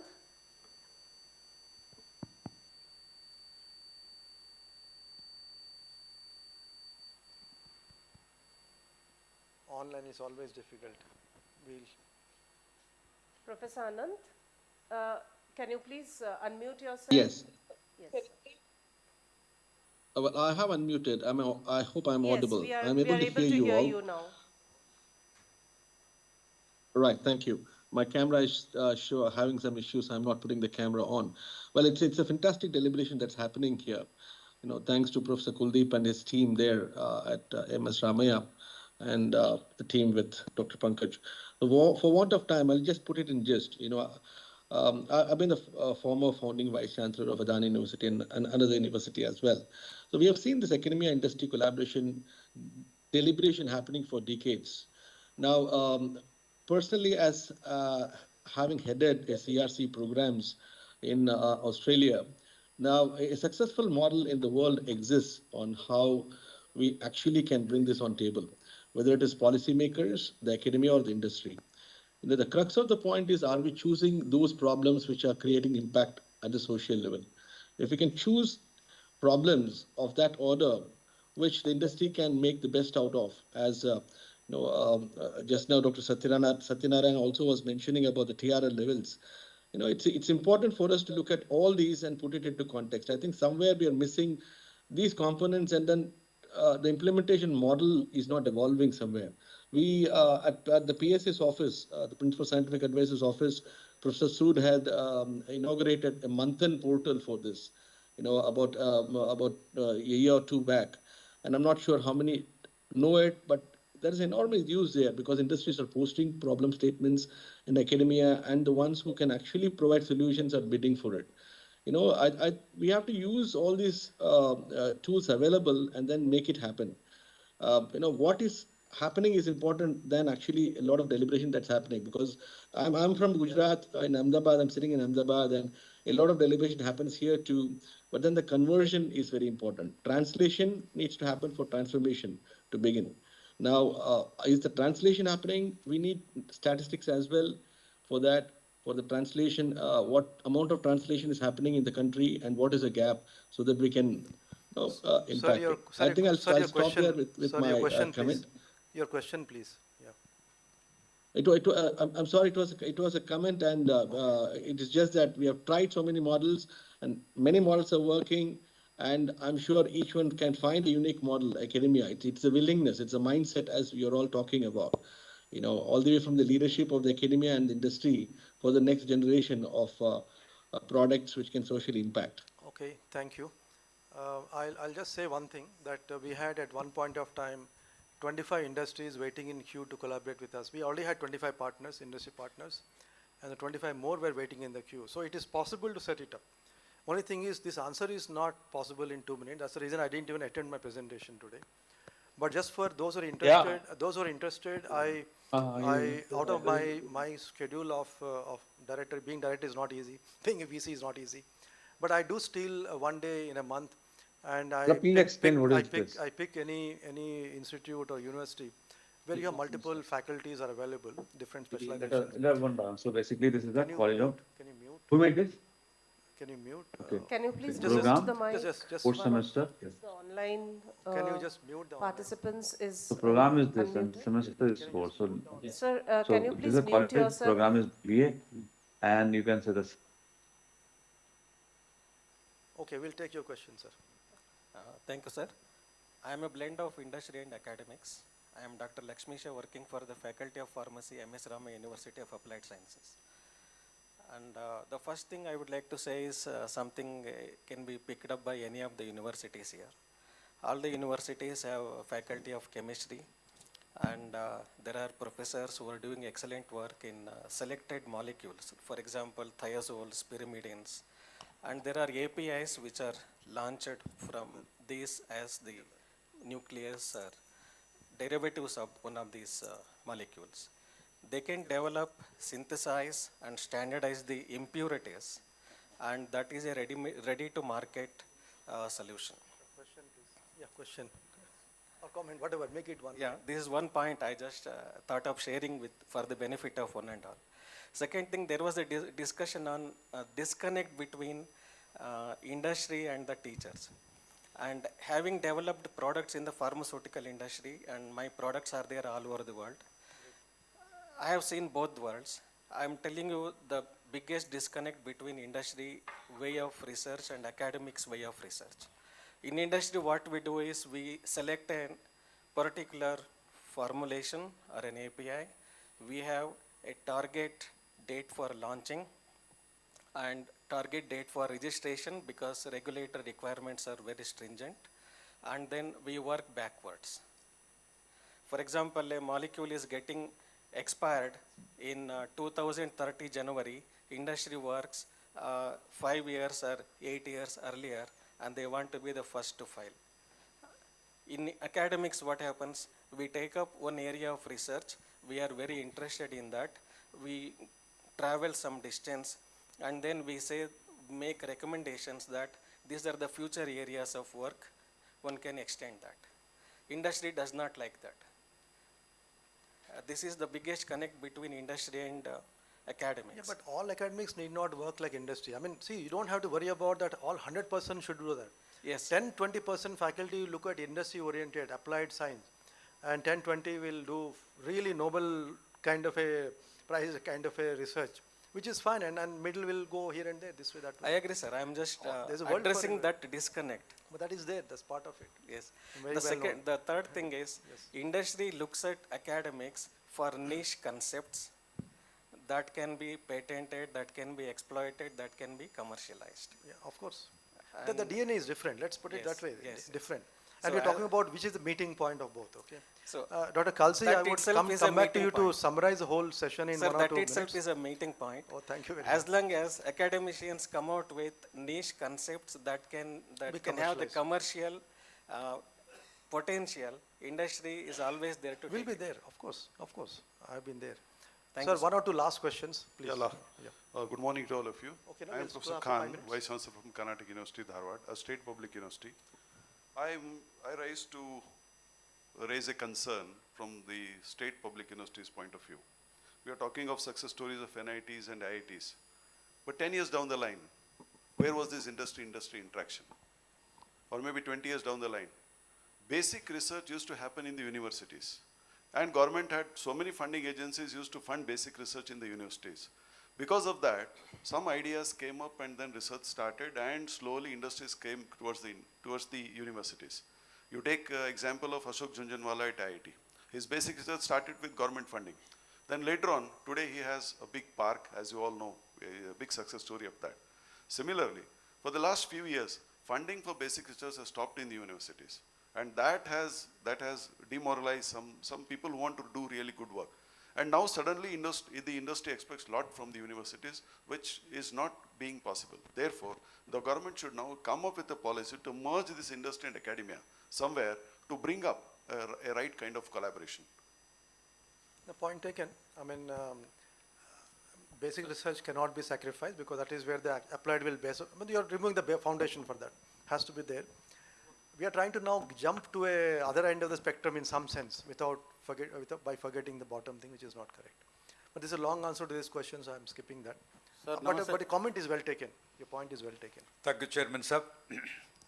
I'm really surprised to listen to all the comments that came from the morning. Where do you locate government? I've seen the factories and the industries doing a parallel government year. Yesterday I spoke on the direct entry of the industries into universities, asking with us to establish syllabus according to them. I'm really worried. I don't know if you think that, industries really do better and that the industries have to do better. I'm now thinking of another line of, subject. Can we think of very seriously a collaboration between universities and government? I don't know whether how many people would say strongly that, the kind of research that we have, all database research we have, will definitely help the government, policy making process. But none of the governments are interested to look at the documents that are available in the universities. No research is being, seriously taken by the government, nor the industry as well. I'm little worried, Chairman sir. We are now speaking the language of the industries rather than the education itself. We need to go back and then think in terms of, bringing government together. Otherwise what happens, we will all be playing the tone of the industry. And at the end of the day, I think none of us have bothered about the societal interest here. It's only the industry. What happens to the larger interest of this society, this country? I think you need to address this. And I want your response from this, being a technical man, Professor. I'll give one line, then you can also do that. You said, you plural or you singular? How about you try that, sir? I still have an answer. Professor Dr. Palni, go ahead. Many a time, when you don't find a clear solution, you put a blame on somebody. And it's very easy to put a blame sometimes of our life to the God. In the same way, many times in academia, we put a blame on the government. I'm straight away coming from Chintan Shivir of our ministry done in Udaipur last 2 days. There were industries, there were officers, there were academicians, and about 200 people. But the minister, I'm very surprised, he's a dynamic minister, very clear-cut thought. You give me what I should do next 6 months. Give me in 1, 2, 3 bullets. This is what government has to do. These are the way it should be done. Next 2 years, we are not telling to the government clearly what really has to be done. Even the academia, I'm also an academician. Of course, I work a lot with the industries as well, along with the industries, because our topic, our food technology is like that. We always deal with mandatorily with the industries. If we are very clear what we want from the government, if there is a will, there is a way. You can get the things done in government, you have to approach correctly. Basic research is required because many of the IITs are led by physics professors, chemistry professors, biotechnology professors, because they value basic science. But that is not the case with many of the universities. You have a lot of people. We have too many graduates, too many, both engineering as well as, you want to put it in the industry. Where are the industries to place for internship? There are not many industries there. We have 90 people, we could not place them in the industries for internships last 6 months. We have too many number. And that is also one of the key. So let me take it from there. Basically, as academic institutions, are we doing anything properly is one introspection we have to do. If teaching is our swadharma or main dharma, are our graduates really employable in industry? I'm not so sure. In fact, I think the Zomato and the delivery app guys are making as much money as engineers these days. So we're not really producing engineers for the nation. Okay, then government said, okay, do teaching plus research. Are we really doing cutting edge research or just changing some element here and there and producing a paper in that? Okay, that is research for you. So government is saying, okay, look at innovation entrepreneurship, which is not our forte or strength at all. Okay, the way I am looking at the whole thing in a positive way is that by forcing us to look at innovation entrepreneurship, we are finally getting in touch with the real life, real society, real industry, and therefore our first two things also will improve, hopefully. That's how I look at the whole thing. In my mind, education, research, innovation, entrepreneurship are not four different things, but the same thing. In fact, that's the reason why I call my program as Reinvent, R for research, E for education, innovation, entrepreneurship. Unless we look at all the four in a holistic way and look at each other to propel each other, we can't excel in all the four directions. But anyway, I think we should close here, sir, because running out of time. One thing, sir, one thing. But, yeah. Please. Sir. Yes. I am Dr. K. Dhananjay Rao. Okay, there, okay. Yeah. Sir, I am Dr. K. Dhananjay Rao, Dr. YSR Horticulture University, Andhra Pradesh. Sir, 30 seconds, one line only. Yeah, please. one thing, sir. Because the government is giving many concessions to the industries. That, for example, food processing industry, horticulture, we are exporting a lot of fruits, vegetables, and flowers exporting to different countries, European countries and American countries. And we are giving a lot of concessions to the industries also, food processing industries. And the policy the decision should come from the government, because in America and other European countries, the direct linkage with industry and academia. And here, why still we are facing so many problems? And there should be linkage, because many concession power and all land and everything will be given. Some linkage should be there. Local university, Sir, for example. One line I'll respond to that. If you are really experts in our domains, why we are not on the government parlance for doing policies or standardization or even industry incentives? I mean, really. Honestly, let's ask about if we are experts, why we are not in the panel? That means we are not visible. Or maybe government doesn't think we are doing our job properly. So we have to really introspect first, instead of putting the blame on government or society or industry, things like that. Sir, in fact, in almost all the government panels who make policies, academicians are there. Those who are having really domain knowledge, they are taken into account. They will not be publishing that these are the people who are doing it. But as a minister, as a politician, he may not be knowing much. But if you give a 4 choices, he has the knack of identifying one. That is the skill which they have. Okay. Sir, okay. On this, one point, sir. I am Dr. Sharda, Vice Chancellor from Acharya Engineering Agriculture University, Andhra Pradesh. So generally, sir, in the universities, many research innovations are being taken up. But when it comes to scaling up or commercialization by the industries, there will be a question, how to share the benefit between the universities and the industry. So the government has to frame certain regular guidelines and regulations so that it will be commonly, there will be academia and industry collaborations. No need, madam. Multiple policies already there. Even we have implemented an But it is not strictly being implemented by the industry people. They are bargaining for several issues. That's why I said this is one question where I can answer for 1 hour. So, but then this is very dangerous domain. But I'll make it very simple, madam. Are the industry people our enemies or friends? Okay, look at them as your friends. Okay, if they're saying that we can give you only 5% royalty or whatever it is, or 1 or 5 lakh rupees for license fee, whatever, and you have a choice. You want to take a high transfer fee or less royalty, or a low transfer fee or a high royalty. You have your choice. Okay, I would request you, all of you, to look at industry as a partner. First one, you give it you also free if you want. Build the friendship, build the bridge, build the trust. Flood will come to you. I'm telling you, I have experience in my life. There's so much that I cannot handle, it has come so much. But then you better build that whole, it doesn't happen overnight. It takes months and years to build the trust. So initially, let it go. Don't worry about it. Don't bargain with the industry. They have enough problems.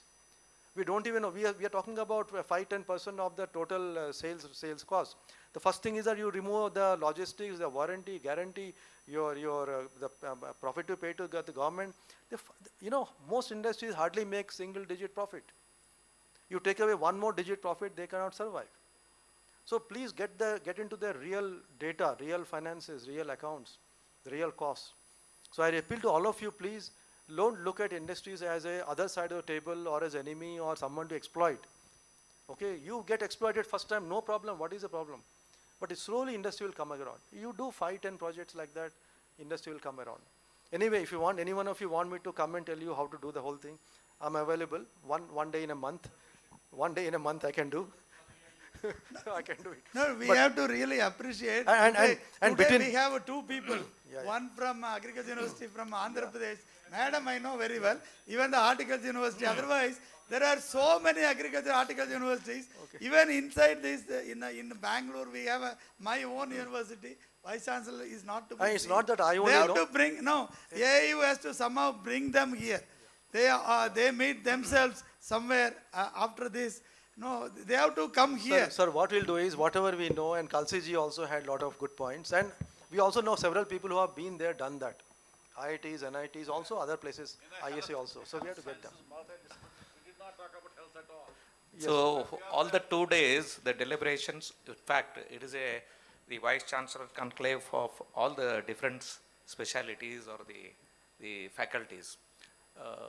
I represent the health sector or the health university mainly. So I found the discussion was mainly on engineering, agriculture, food processing, everything, it's fine. So how a health science university can get into industry collaboration? This is one burning issue. Well, we have some patents, modification of the existing things, and the pilot project which can be applied and industry can be collaborated. Those are the things. So I just need one answer for this, sir. Sir, you just one word answer chahiye to aap just go to internet and look at betic.org. That is my lab at IIT Bombay. Yes, sir. We have created like 200 medical devices. I told you 70 patent, 35, 25 to. Yes, sir. Those are their success stories. Yes. But I'll take one thing cue from your thing. Innovation is hard. I don't want to use the word suicide because they will be recording me. So, but innovation is hard. Okay. Hardware innovation is double hard. Medical hardware innovation is triple hard. Okay. So I took the most difficult thing which is possible, and we have done it. Success story after success story. 2 Shark Tanks, 1 Harvard Business case also is there for us. Not an issue. The problem is winning the trust of the doctors. So what we did was, when I had doctors waiting on. Doctors would say, Ravi, हमारे लिए patient 3 महीना wait करते हैं. You are making me wait for 3 months just to meet you first time. I said, no, sir. Once you meet me in my clock, your clock will start ticking. You expect a prototype within 1 month and a product within 1 year. So I had to make you wait, But I'll tell you what. So the thing starts from we did a smart stethoscope. Okay. The prototype was ready with us in a sense, but told my students 6 months you are traveling to hospitals across the country. Private, public, urban, peri-urban, rural, whatever it is, just to get the specifications of the problem. So our engineers, our faculty I have attended dozens of actual surgeries. I can't stand blood, but I have attended dozens of surgeries. We have terabytes of surgery videos with which we do the medical devices, okay? So the idea is that you have to be immersed in the domain. You can't solve a problem sitting in your lab and office, whatever. You got to be in the domain. You want to solve a farmer's problem, you have to be in the farm. Soldier's problem, you have to be in the battlefield. You can't solve it from your office lab. So we spent 6 months, up to 6 months, just to define the problem. Then 6 months to create a prototype, 6 months to create a working, marketable product, and the 6 months to be marketing thing. It takes time. The doctor is part of the patent. The doctor is part of the patent. We pick up the device only when a doctor promises, yes, I will present in my conference. I will use it in my clinical practice. So those lot of best practices are there. Well, sir, now the AI is creeping in like anything in health science especially. So probably that is the one AI, I would put it as an industry where the health science can be gripped in. It's a thing. AI is a game changer. I tell my faculty and students, thank God I'm 60 plus. I don't have to worry about it. Most of us are. AI is a game changer. But I tell my young faculty, tum worry karo. Nice, sir. How I AI have a going to point change. for this. Artificial intelligence is important, but human intelligence behind that, to operate that is more important. Absolutely, sir. Empathy, intuition. And AI all will these not things. replace the physicians or the doctors, but they will, the person who will not learn will be replaced. Absolutely right. On Sir, that word- you are a domain expert.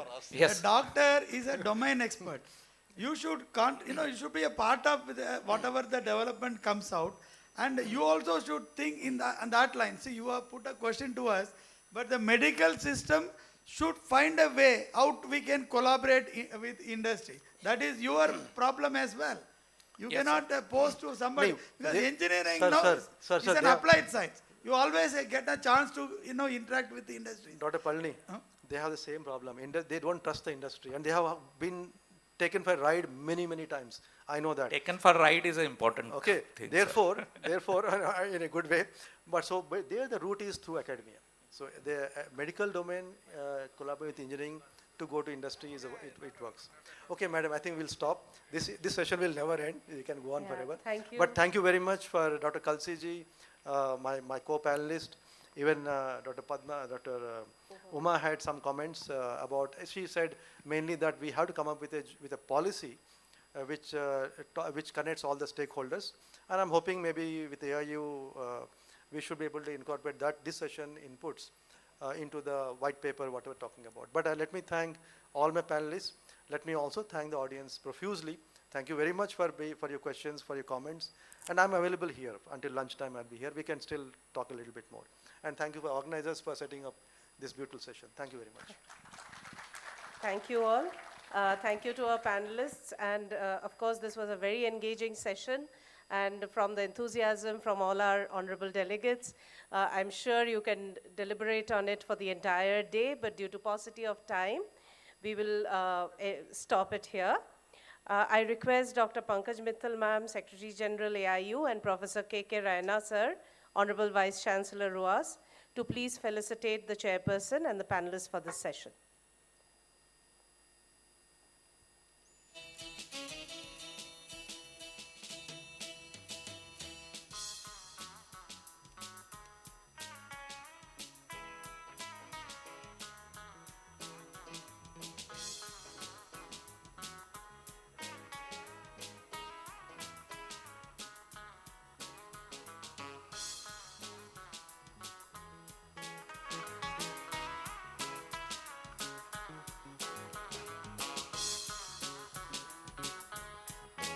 I hope all the delegates have handed over their recommendation sheets to our volunteers.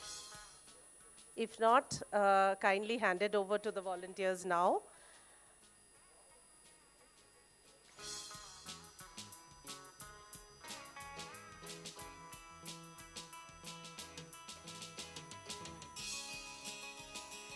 We request you all to please join us for tea now and return back to this auditorium by 12:15 p.m. for the AIU business session. Thank you.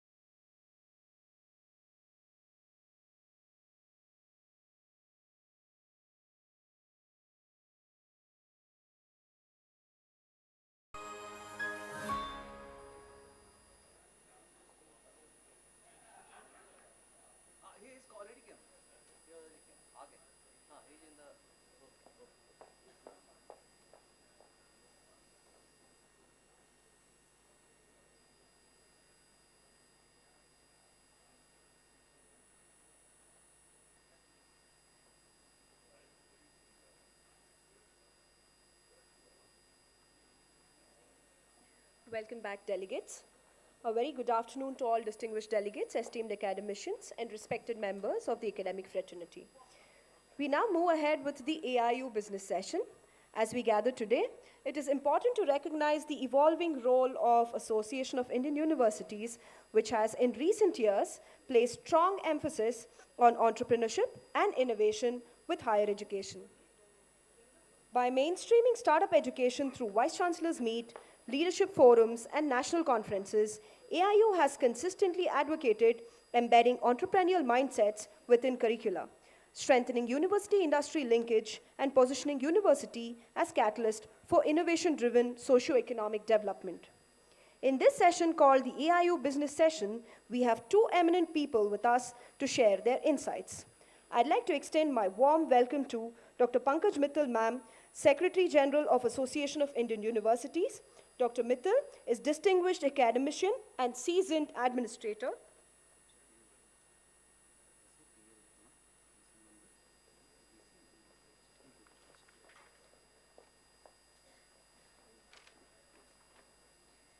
Dr. Mittal is distinguished academician and seasoned administrator who has played a pivotal role in steering AIU's academia, administrative, and strategic initiatives. Her leadership is fostering international institutional partnership, advancing national level programs, and strengthening quality assurance frameworks, has made significant contribution to enhancing collaboration and academic standards across Indian higher education. We're delighted to have you with us, ma'am, and extend a warm welcome to you. It is equally fitting that today's entrepreneurial-focused discourse is guided by academic leader who embodies the integration of research excellence, innovation, and institutional leadership. We are honored to welcome Professor Kuldeep Kumar Raina, Vice Chancellor of Ramya University of Applied Sciences. Professor Raina begin with him an exceptional academic legacy, having served for over 3 decades in leadership and scholarly roles at premier institution. An internationally recognized material scientist, his extensive research contributions, global collaborations, and success in establishing advanced research laboratories exemplify an academic culture that naturally nurtures innovation, applied research, and entrepreneurial thinking. We welcome you, sir. We have with us Professor P.L. Dharma, GC member, also to join us onto the stage. Please, sir.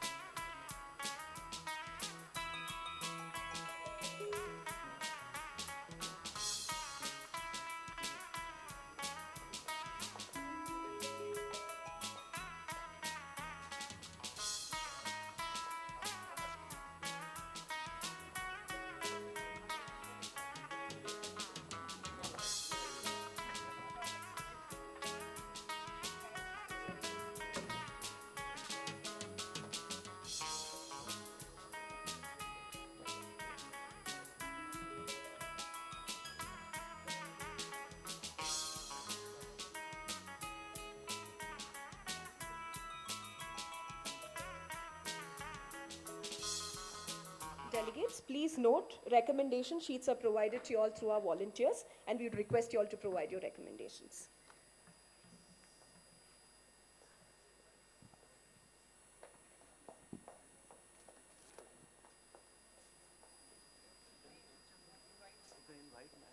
Yes.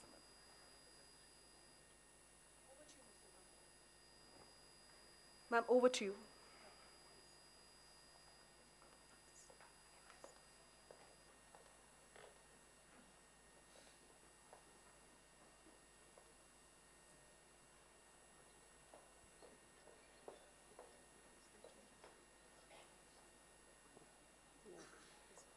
A very good afternoon to you. And once again, welcome to the AIU Vice Chancellors Conference for the South Zone. This is AIU business session. In business session, I give a short presentation of around 5-7 minutes on what is AIU, what AIU has been doing, what AIU has done in the last year, and then we seek your suggestions on what all we should be doing, what more we should be doing. So we are joined by Professor P.L. Dharma. He is the governing council member of AIU right now, Professor Kuldeep Rana, the host university vice chancellor, and also the former GC member of AIU. So we all will try to note down whatever you are wanting to say, whatever are your suggestions for the AIU, but before that, a very small presentation. So as you all know, AIU came into existence in 1925. We have completed 100 years of our existence, and we are celebrating the centenary year now. And initially, it became the Inter-University Board when it was established in 1925, but later it was registered as a society, and then the name Association of Indian Universities was given on 29th of September 1967. These are some of the stalwarts who have been the presidents of AIU in the past: Dr. Sarvapalli, Dr. Radhakrishnan, Dr. Shyam Prasad Mukherjee, Dr. Zakir Hussain, Dr. Hansa Mehta, Dr. Shrimali, Dr. Mudalia. So this is the rich legacy with which AIU stands before you today, completing its 100 years. Sorry. This is, AIU right now is the largest university association in the world. We have 1,178 universities as our members, which includes all central universities, state universities, deemed universities, private universities, institutions of national importance means IITs, NITs, ISERs, and 20 foreign universities which are our associate members. And in the last AGM, it was decided that as per NEP, the colleges will be given the right to award the degrees in future. They'll be becoming degree awarding institutions. Therefore, to handhold the colleges, we started with the autonomous colleges, that we will handhold them to enable them to become degree awarding, to do the capacity building of those autonomous colleges. So we have started enrolling autonomous colleges as the associate members of AIU. These are some of the functions and activities which AIU undertakes. We work like a think tank on higher education for the Government of India. We are also a bridge between the government and the universities. Means if the government has to implement something in the higher education institutions, for example, national education policy or sustainable development goals or anything, internationalization of higher education. So they give that task to us, and we in turn contact our universities and try to implement the policies which are drafted by the Government of India. And at the same time, if universities are facing some issue, some policy issue, if they want to change some policy, so individually if they go, they may or may not be heard. So collectively, if they go as a AIU, then there are more chances of being heard. So we work as a bridge between the government and the universities. We do a lot of consultation, coordination, and licensing work. Capacity building and leadership development, like we have, for example, the roundtables for newly appointed vice chancellors. So if a vice chancellor is newly appointed, just to acquaint them with the nuances of running a good vice chancellorship, we do the roundtable of newly appointed vice chancellors. We talk about leadership there, we talk of visionary approach there, we talk of accounts, RTI, cybersecurity, so many things we talk about in that particular leadership program. We also do the capacity building of the teachers in terms of, like, we have 83 academic and administrative development centers. One of them is in Ramaiah University also, where every year we hold 5 courses in every area on how to use technology for teaching, learning, research, and governance. So many a times, especially after COVID, use of technology has become very important, especially for pedagogy, for research, for assessment of students, to how to use AI, how to use technology, how to use all these mechanisms for improving our teaching learning. That is being done in the capacity building AADC centers. We do a lot of research, publication, and information dissemination. We also do a lot of cultural activities, all at the zonal, national, and international level. We do a lot of sports promotion activities, again at the zonal, national, and international level. These are the youth affairs cultural activities which are conducted by AIU. Youth festivals, we do moot court competition, we do women youth parliament. Then our students go and perform in various universities in foreign countries. For example, Banasthali Vidyapith, which was the winner of the National Youth Festival. They went to Egypt to perform. Parul University and Rani Durgavati University went to China. Mumbai University went to Italy. Banastali went to Czech Republic. Manipur University of Culture went to Hungary. So like this, we give an opportunity and the platform and the stage to our students to perform on international platform also. These are some of the glimpses of the international festivals of AIU. In sports, again, we do a lot of events, 128 events at the national and the zonal level. So far, 5 Khelo India University Games have been held. And from the university sports, many people go for Olympics also. So in the Tokyo Olympics last time, 44 Olympians went from the university sector. We also held the first World University Championship in shooting at Manav Rachna University. So far, we have never held any championship in India, but World University Championship we held for the first time. Similarly, Squash Championship will be held in 2026 in Somaiya University, Vidya Vihar. Again, this will be for the first time. We have also started a bilateral series between Indian universities and the Australian universities in cricket.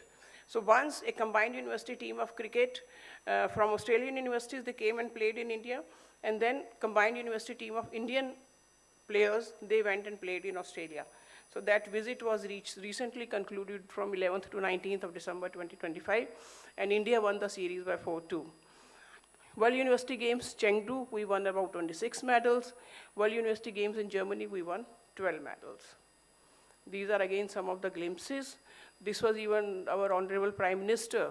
He had tweeted about the achievement of 26 medals, also in the Mann Ki Baat, also on the floor of the House. These are again some sports glimpses. We also have AIU portal. We have now AIU computerization has been done by Influminet Ahmedabad. Every university must have got the login ID and password. If any of you do not have a login ID and password, do let us know. We will provide you a login ID and password, because through them only, for example, VC seniority list. So you have to have the login ID and password to fill in your data on the VC seniority list. So we do maintain VC seniority list, not only for nominating people on the, nominating vice chancellors on the governing council, but many a times the government or many agencies ask us who are the senior vice chancellors. They want to put in various committees, panels. So we give them also. So it is advisable that every vice chancellor fills the seniority list, like number of years he or she has remained as vice chancellor, not only in one but in different universities. So we also have a youth affairs portal and sports portal. Payments, like all the payments, whether it is subscription money or any other money, that is now done online on the AIU portal. These are the zonal meetings for the year 25-26. Two we have already held in December. This one is in January, third one. Two we will be holding in February and March, one in Osmania University, Hyderabad, on creating AI and quantum-enabled higher education institutions, and second in Udaipur on self-reliant Bharat through Swadeshi, economic patriotism and techno-nationalism. And the final, the national conference, which all of you would be attending, will be held in D.Y. Patil University. The theme is Shaping Self-Reliant Bharat Through Knowledge and Innovation, and the dates are 28th to 30th April. So please block your dates, 28th to 30th of April 2026. Some of the new initiatives we have taken in internationalization, we have set up a network called Indian Network for Internationalization of Higher Education. Those of you who have not become a member of INHI, this Indian network we call in short as INHI, do become a member, because it is a platform where we help you to internationalize, where we help you to have collaborations, partnerships, student exchange, teacher exchange, research partnerships, dual degrees, joint degrees. So the ones who want to do it but don't know how to do it, come to this platform. We have MOU with many international organizations. International delegations of VCs, means VCs of Indian universities have been visiting through AIU various universities in various countries. For example, in recent past, we went to Spain, Taiwan, UK, Ireland, Scotland, and Japan. We have also tied up with Edifi Online that if you want a foreign faculty, you can form a university cluster approach in which some universities can combine together for a common program or a common course, and then they can, because foreign faculty is very, they are costly, so it's difficult to afford. So if 5 universities say combine together, it will be at the 20% of the cost. That we have done. And then we also do higher education summits to showcase Indian higher education abroad. especially in those countries from where the students are coming to India. So last year we held summits in Nepal, Vietnam, and Sri Lanka, where many Indian universities showcase their education by putting up stalls, and the students from those countries, they visited them, and there was a lot of student recruitment. So that is also done by AIU. These are some of the MOUs which we have signed. These are mostly the association of universities in different countries. Like, for example, FICHET is Mexican University, FICHET is Taiwanese Universities Association, Sudan is British Council, Australia, Canada. So we have MOU with many, many university associations in foreign countries. The purpose is that if we want to find a partner in that country, we talk to the association, and association very easily gives us the partner from that country. These are again AADC. I have already spoken that for capacity building of staff. We have published a book called History of AIU. The book has been published, yet to be released. We recently released the postage stamp. This was a commemorative postage stamp on 100 years of AIU. It was released by Shri Arif Muhammad Khan Ji, Honorable Governor of Bihar, in the last zonal meeting of AIU. AIU library has been digitized. If you want to see the resources in AIU library, it is all available online. AIU building has been renovated. So we have a guest house which has around 8 to 9 rooms, very nice, neat guest house in the center of the city. Any of you, if you want to avail of the guest house facility, we have conference facilities, we have food facilities, so small meetings like FC or small meetings involving something like 20, 25 people can be held in AIU very, very easily. And these are very good facilities. We are also having AIU Centenary Lecture Series. Coffee table book you all must have received. On 100 years completion, we have published a coffee table book.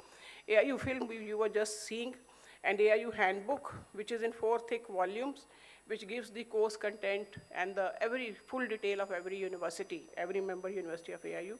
That already has been sent to all of you. So these are some of the publications. This is the handbook. Below you can see university's handbook in 4 volumes. And these are some of the publications of Sustainable Development Goals. The corner one is the AIU coffee table book. So we do many such publications very, very often. And all these publications are shared with our member universities. Thanks for the patient hearing. These are our addresses. So anybody, if you want to write to us, you can write on this address. Thank you very much, and we are open to suggestions and questions. Thank you.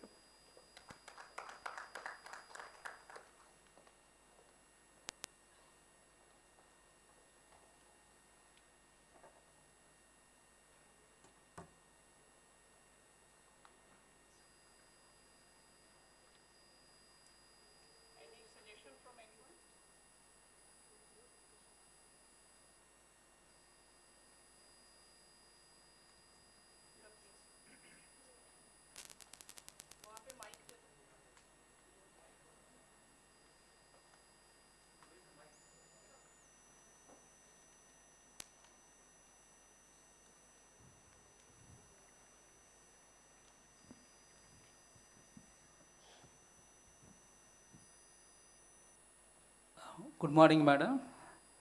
Yeah, this is Professor V.V. Subbarao, Vice Chancellor of JNTU GV Vijayanagaram, Andhra Pradesh, madam. You said you are going to give the training to the newly appointed Vice Chancellors.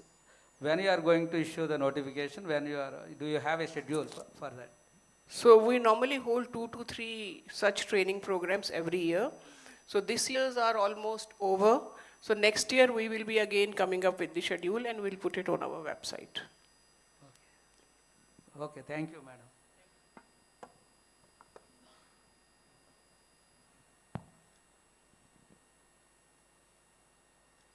Madam, namaste, madam. I am Professor Ramji, Vice Chancellor, Krishna University. Regarding, earlier I am in Andhra University basically. Whenever we are hosting the South Zone or any, if you give some priority involving our, in your family, in different ways, those who are hosting South Zone, if after hosting, if that family is involved in various events of AIU, it may be better, madam, in my opinion. The Vice Chancellor and we have Andhra University, we hosted South Zone previously. You are... I am the organizing secretary. Okay. at that time, and the Vice Chancellor is also there. Like that, now Ramaya Institute is organizing whenever you are hosting the subsequent events. So you are those who saying are- that you are saying that we should give a preferential treatment to the vice chancellors who are hosting the AIU zonal conferences. your This is family will be strengthened. Yes, not, yes. not You all are our family. We have a big family. Of but course. we are, after hosting, we will get some expertise. Hmm. That will be strengthen your hands. That is the only thing what I want to Thank convey. you. We will take care. Thank you.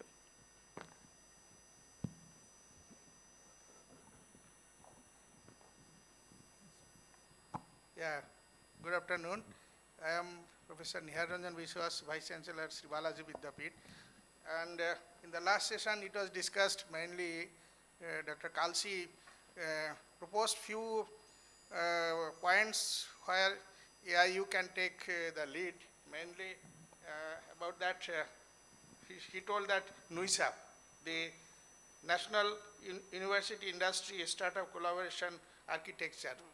And I think AIU should take this priority. I have noted it down. Yeah. We will talk. work on And he also told about that AIU led a national rollout plan. So in the coming year, and being this changing scenario, particularly this UGC is changing and a new system is coming, I think NAC also will be changed, overall NIRF ranking. So in this juncture, AIU should take a proactive and major role to play. Thank you. Sure. Thank you.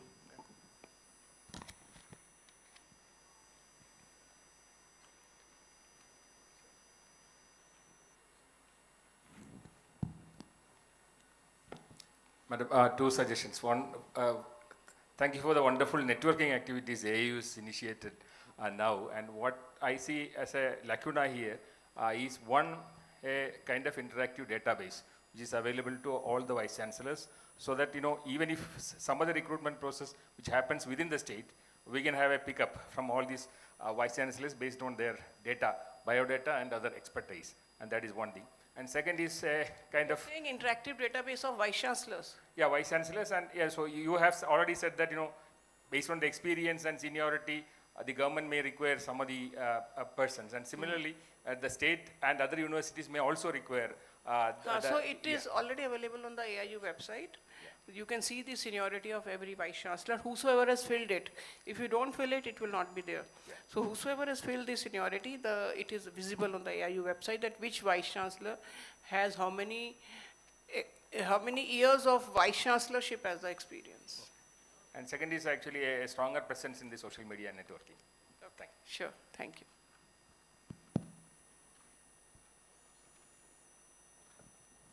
Madam, there are one more point regarding, sir, one point.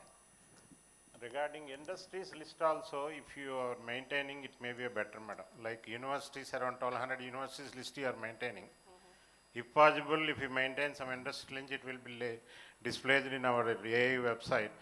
There is a chance of starting strong links between the industry and academia, and rural development universities who are there. Very few universities are there. What are the best practice they are doing? If that also disclosed, we can concentrate something to the society also. This is my submission. It's a very good suggestion. We have already spoken to CII, and we are going to start an initiative called 100 initiatives, in which CII will identify 100 industries and AIU will identify 100 universities in those regions. And then we will try to have a one-to-one relationship between that university and industry, followed by many-to-many relationships. So we are on it, but it is a very good suggestion that we should have the list of industries who are willing to collaborate with the university, so that we can separately talk to CII that give us a list of industries who are willing to collaborate with universities, and that we put on the AIU website, and anyone can choose any industry from that, and then, okay, that's a very good suggestion. And one more point, those who are doing rural-based universities, that is in few, madam, very few are there. If you can put that list also, highlight, it is there, but in the total list it is there. If you separate and highlight, that is also better. Thank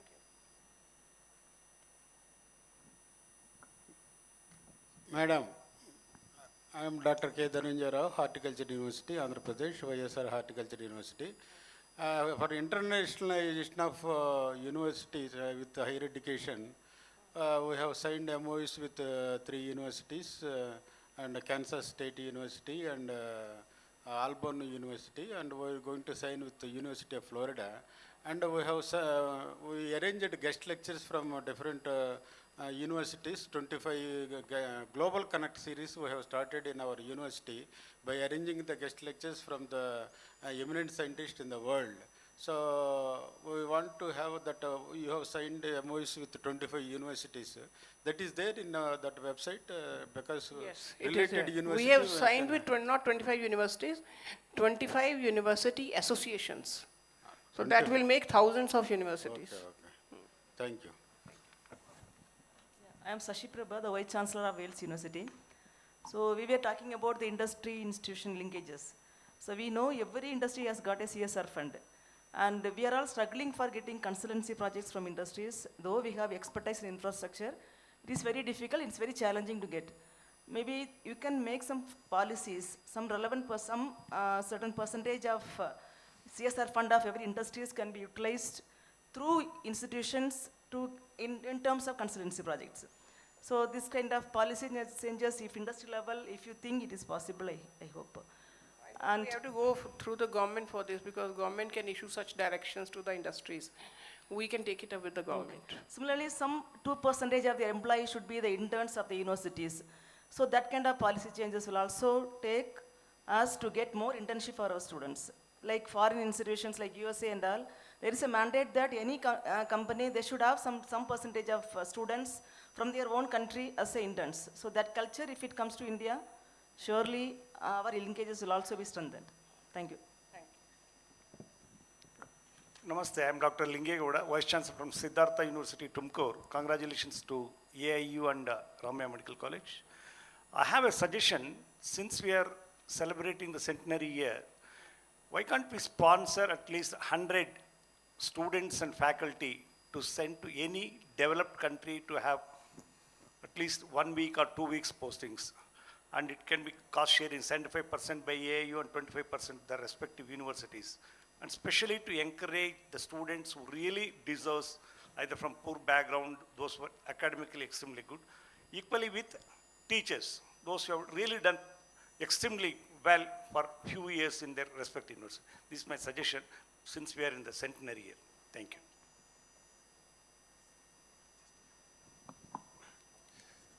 Dr. Nagbhushan, Kishkinda University. There was a program initiated earlier by MHRD and Higher Education Department called Global Initiative for Academic Networking, called GAN program. And when I was the principal at SJC Mysore, we secured around 24 such programs, and that was funded by the ministry to the extent of $12,000, where an eminent expert faculty from foreign university came and stayed for 15 days and conducted a 2-credit course.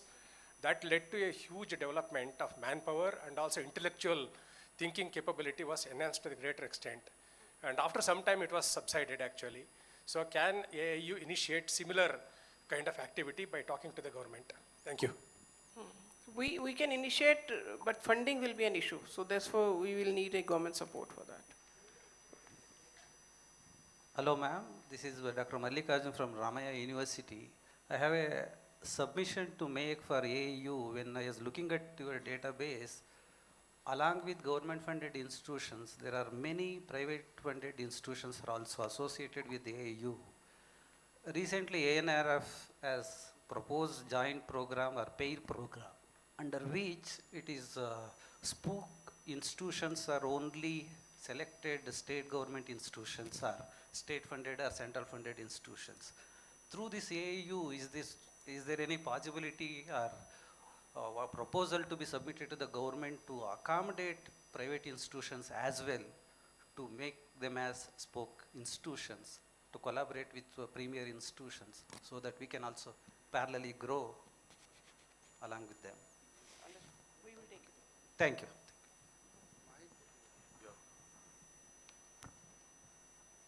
Good afternoon, madam. This is Professor Khan, Vice Chancellor of Carnatic University, Dharwad. I want to have a suggestion related to capacity building programs. Since this is the 100th year, can AIU take the lead and organize some 100 capacity building programs all over the country on themes, especially yesterday's and today's discussion have been on entrepreneurship, industry-university interaction. Today morning we had a lot of discussion on industry-university collaboration. So for such themes, if capacity building programs can train some faculty or some research scholars on how to take the industry-university interaction forward, or something like placements and the trends in that, so, or technology interventions coming into education, how to cope up with those challenges. If the capacity building programs can be organized on such topics, it would be very nice. So I mentioned that we have 83 AADCs, Academic and Administrative Development Centers, who are running 5 programs each every year. So what we can do is that we can give them that at least one program they should do on such important themes. So we can be doing that. Yeah, good afternoon. First of all, thank you very much for the AIU as well as the MS Ramaya Institute for the wonderful organization of this, the AIU South Zone Vice Chancellors meet. The excellent theme and excellent deliberations. One recommendation is, since it is dealt with the how the universities can champion onto this, the startup innovation and the entrepreneurship, why don't you invite the MIT, Stanford and Harvard? They are already championed in this. So at least one speaker from those, and that experience will help us to set the path. That's one suggestion. And second one is one nation, one subscription. Still, not all the universities are officially not included to enjoy that the thing, because when you climb as a one nation, one subscription, only the national important institutes or the centralized funded institutes only be the part of that. And all the other private universities, state universities, they are putting their own effort for going for the subscriptions and also for the open access funding thing. So if AIU take the steps to include all the universities and treat them well, so that the knowledge and the publication will be take place. The only issue is that when you talk of one nation, one subscription for government universities, government is paying the bill. For private universities, they may not pay the bill.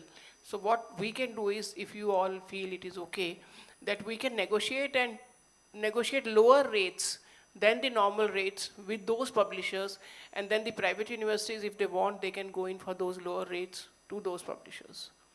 We can do that if that is agreed. Yes, madam. Yeah, thank you. I will now request Dr. Dharma, who is a Governing Council member of AIU, to summarize. Thank you.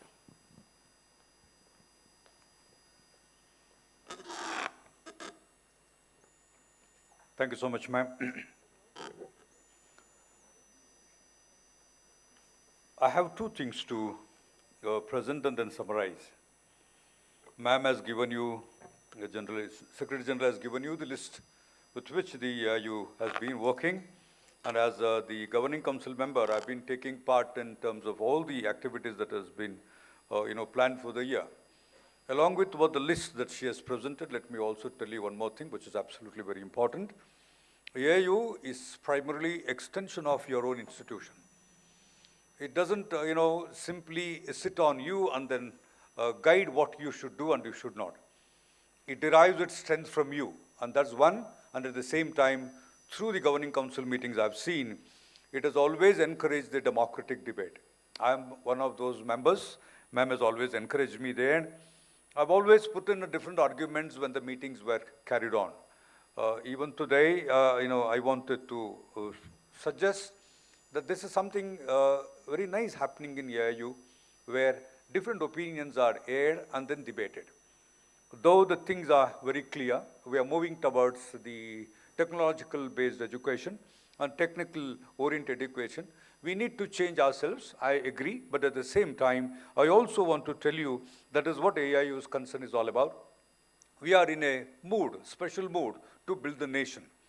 But I'm very of the opinion that nation is not that easy. Last 7 decades, we've been trying to build nation. It cannot be built with, reciting the national anthem. It has to be built, carrying everybody together. industry, academic institutions, schools, colleges, people, villages, urban areas. You bring in anything, you need to carry. A nation is that which is made up of everything here. That's what AIU is all about, and that's one of the reasons why it picks up a larger number of issues for the debate and invites scholars like you and provides opportunity to air your opinion.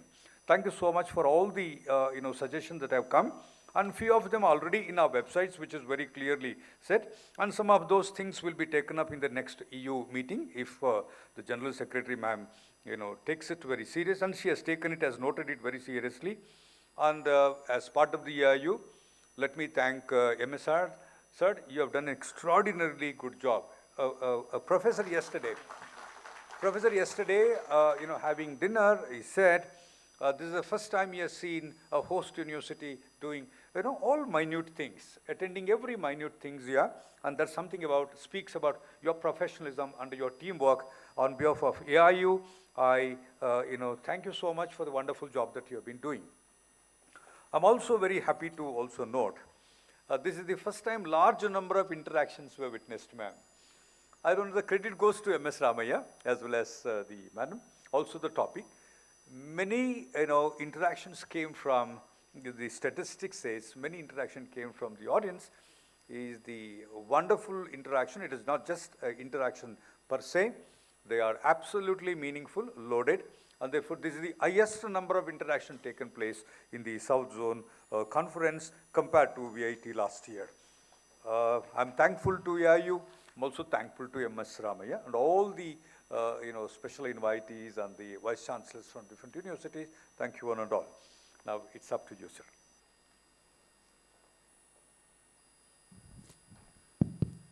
It is a business session. I have great pleasure in thanking the Association of Indian Universities that they posed and reposed faith on us. I think we created in a way that it touches everybody's heart, mind, and the soul.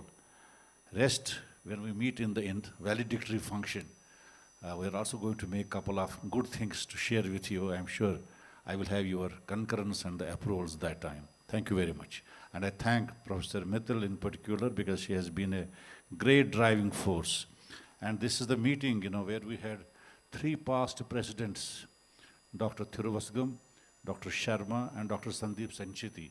All of them were there. I have been attending it because what vice chancellors do, either be in the office or go outside.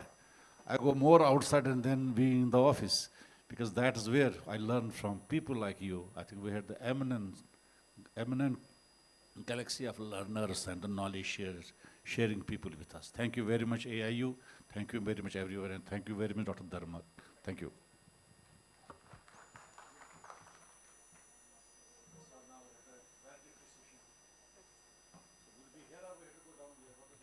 We're moving forward.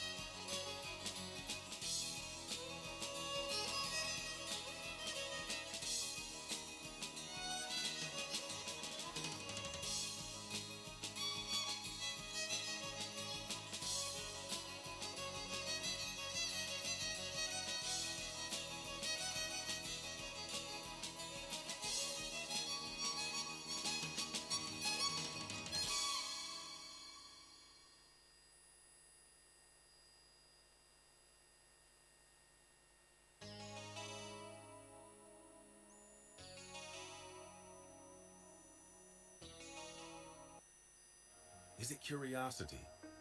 Is it perseverance? Is it agility? Is it compassion? At Wolters Kluwer, we see all these qualities in every professional we serve. All the people who know, who have always known, it's progress that drives us. We are people of progress.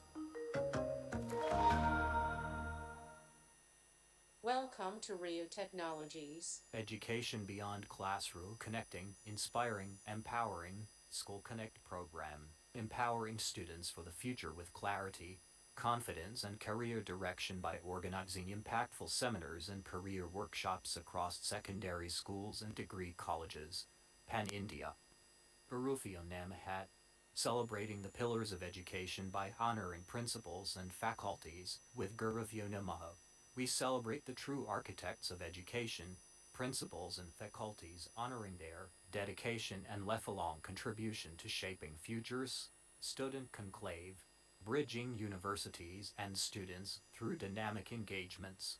Our student conclave builds strong bridges between universities, institutions, and the student community through dynamic macro student engagements. Thank you. Welcome to Rio Technologies. Education beyond classroom, connecting, inspiring, empowering, School Connect program, empowering students for the future with clarity, confidence, and career direction by organizing impactful seminars and career workshops across secondary schools and degree colleges, Pan-India. Barufio Namahat, celebrating the pillars of education by honoring principals and faculties with Guruvyo Namaha. We celebrate the true architect.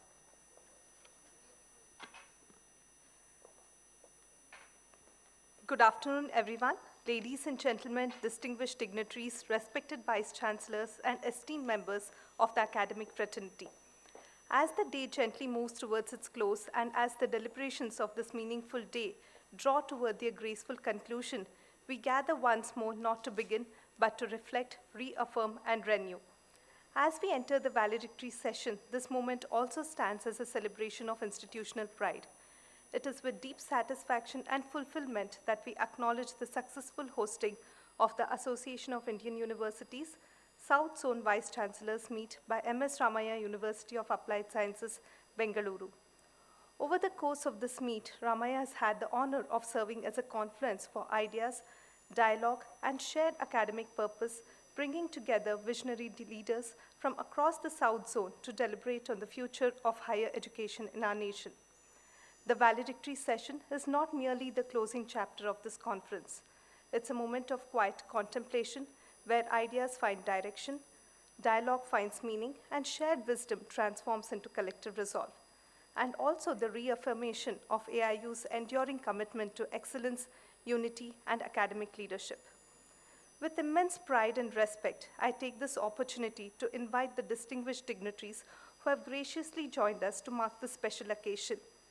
May I request you all to please welcome them with a warm round of applause as they grace the dais. May I now invite the guests of honor over to the dais. Professor Ganesan Kannabiran, Director NAC. Professor S.R. Niranjana, Vice Chairman, Karnataka State Higher Education Council. A warm welcome to the guests of honor. I humbly request Dr. Pankaj Mittal, Secretary General, Association of Indian Universities, and our beloved Chancellor, Vice Chancellor, M.S. Ruas, Professor Kuldeep Kumar Raina, over to the dais. I also invite Mr. S. Ashok Rao, Registrar Ruas, to come over to the dais.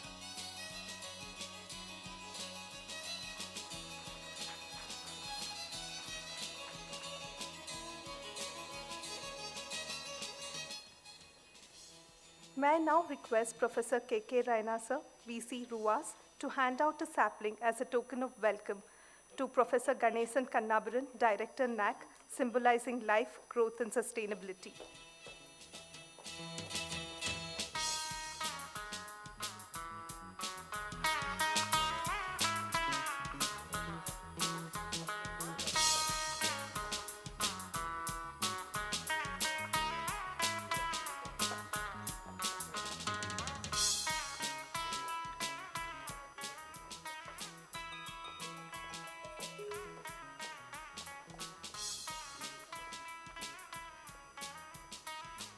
very pleasant surprise by Professor Ganesan Kannabiran, Director NAC, handing out a sapling as a token of appreciation to Professor K.K. Raina, VC Ruas.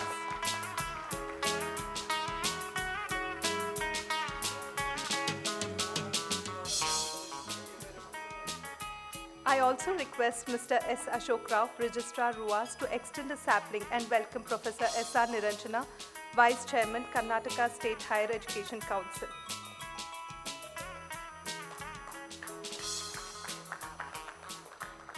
I now request Dr. Pankaj Mittal, Secretary General AIU, to felicitate the dignitaries on the dais.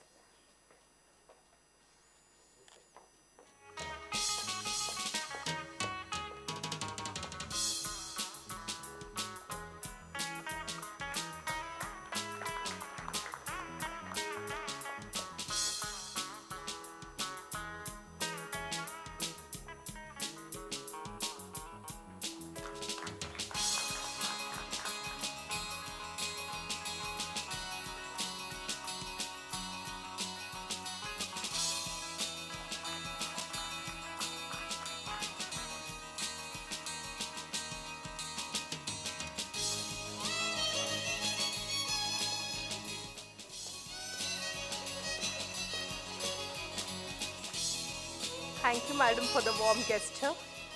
It is now my privilege to invite an esteemed academic luminary whose visionary stewardship has fortified the foundations of this institution and enriched its academic legacy. Professor Kuldeep Kumar Raina, sir, Vice Chancellor, MS Ramaiah University of Applied Sciences, Bengaluru, I now invite sir to deliver the welcome address of the valedictory session. Through his words, we shall once again be anchored in the vision, values, and academic spirit that have guided the successful hosting of this distinguished meet.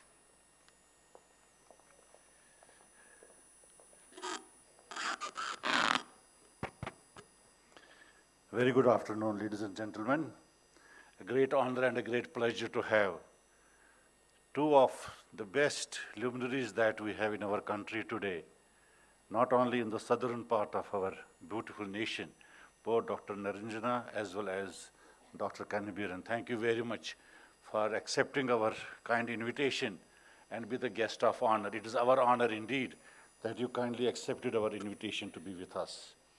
Dr. Pankaj Mittal, she is representing the Association of Indian Universities, and you have seen for the last 2 days, but I have seen her for many, many years, how hard she has been putting the best of the efforts to propagate the message and knowledge that what we do in AIU in particular and how we are trying to integrate and network the university system in our country. My distinguished friend and colleague, Mr. Ashok Raoji, the Registrar of the University, each one who are the luminaries in their own specializations and the fields. I was thinking that, what it represents today and yesterday what it was. In my rough estimate, it is 30% of the youth power of the nation, which you represent today with affiliated colleges, your own university systems. I think more and more responsibilities on our shoulders, my friends. You made it possible. You have enriched the sessions, and at the same time, you have honored Ramaiah University of Applied in more than many ways. I, on my personal behalf, and on behalf of the Ramaiah University of Applied Sciences Management, and our Honorable Chancellor, I'm so grateful to you, my gratitude, in fact. We meet, and finally, meeting has to also go into the different mode that we have to go back. I wish you be with us always, but we are keeping your memories in this auditorium with the people with whom you have interacted in the last 2 days. We are, in fact, interacting on such sessions from, again, time and time again. But every session, every input that was given by the esteemed Vice Chancellors has been really cut above the rest. These sessions, to me, are not just meeting one another. It is also touching the hearts and the souls of the people and the academic fraternity. Your presence, the feedback that I have got from my own students and the deans of the faculties since yesterday is enthralling, because every student was so enthused to meet you, listen to you, at the same time interacting with you, whether it was inside the auditorium or outside the auditorium. as I said yesterday in my welcome, I again go by that, I think we are at a cusp of transformation. Many times we know what we have to do, and sometimes we are taken back. We want to do it, should we do it or not? And when this dichotomy comes in the minds of the vice chancellors, who are the elitist of the academic people in our own country, I think the questions are, should we act or not act? Should we get activated or deactivated? In that, I'm sure, vision of the Vice Chairman of the Karnataka Higher Education Council, Dr. Niranjanaji, as well as a very important regulator who taught us the lessons of understanding accreditation processes from NAC itself. We have today Dr. Kanibiranji also. They will have their own perspectives. But we on the other side, I always believe, unless and until you create some disruption for good, I think things may not change many, many times. So what we have to do, stakeholders are our students, stakeholders are our parents, stakeholders are our society at the same time. But is our faculty member also a stakeholder in the system? Yes. Since yesterday, we have been talking about we have deficiency, we have efficiency, we need to create efficacy, we need to create all those.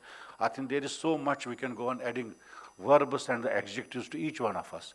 But finally, ball is in our court, how we can execute it, how we can do it. My problem is my problem, government's problem is their problem, but how together we can synergize, work and network to create an environment that a student in the institution who has great aspiration, he aspires to come to us for something good. He should not be deprived of what for he comes to us. In that context, last 3 sessions were very admiring. Entrepreneurship, I think when we started education in this country, and the thought process which we have come from in the education sector, that time the startup was not there. At one point of time when we joined job, we had only 2-wheeler Lambretta Vespa. How to start it was the startup thought process that came, because we came from a different thought process, the knowledge domain. It is not getting started. And today we have here the startups in the higher education. So how the startup is going to have? And start will have only if you have that device to start. If that device is not there, how can we have a startup? So therefore we need to have the human capital that is within the premises of our own institutions in the form of esteemed faculty members, esteemed leadership, vice chancellors, and very beloved students. Together we can create that differentiator. Another point is, do we have such people in the university system today, or the colleges, or the schools, who can go to that level of pitching in what entrepreneurship is? See, entrepreneurship cannot be at the level. How many PhD faculty members are entrepreneurs today in the nation and globally? In the West, in the foreign universities, we have seen that a faculty member also has a company, but we go to a company to buy something. So I think this culture needs to be enriched as well as changed. How AIU can help us, how we can help ourselves. There used to be a famous quote, God helps those who help themselves. If we don't help ourselves, no one is going to help us, my friends. So for that, I think every university may need it. What we do, I will have 2 bullets. I'm not going to say all that what we do is extraordinary or good, but just some experiences. We have a technology business incubator in which our students undergo training programs as well as the internship programs. That is an in-house inclusiveness. Second, we try to offer a program in entrepreneurship and innovation for all undergraduate students since 2022, for the last 3 years. We admit every year nearly 4,500 students in the institution. I know that all 4,500 students whom we admit are going to be admitted, become entrepreneurs, certainly not. Then I am in the fool's paradise. I say, even if 5% of them start thinking differently, I think that is my takeaway. And we have seen the harnessing the effect of that impact. We collaborated with the globally best known, the Babson College in US, who have been also nurturing and giving talent to our students through various course curriculums and all that. This is what we did. Furthermore, when we admit students in the PhD program, our associate deans and deans are here, I tell them that select a person, give him or her a problem in a department where it has a connect thesis certainly, because otherwise he won't become doctor. Is there any product which comes out of it as an offshoot of that? So publish or perish, gone. Today it is patent and prosper. I think this is the mantra that we give to our students at the time of PhD. Friends, our university systems have a culture of having part-time PhDs. When we say it is a part-time job, we believe it is at the fag end. I have to do my job first, then I will do the part-time. I am dead against all those part-time systems. Despite that, we need people, we have to encourage people. So I say that 75% students in my university must be full-time research scholars. But what to do it? Government of India have their own process and the procedures through UGC, through this examination, that examination, Ramalingam Fellows, the number is not very, very large. I approached my board of management and the board of governors about 3 years back that I want at least 100 fellowships to be given to the students. And out of that, we give 70 fellowships. And it is for JRF, SRF, and the postdoctoral as well.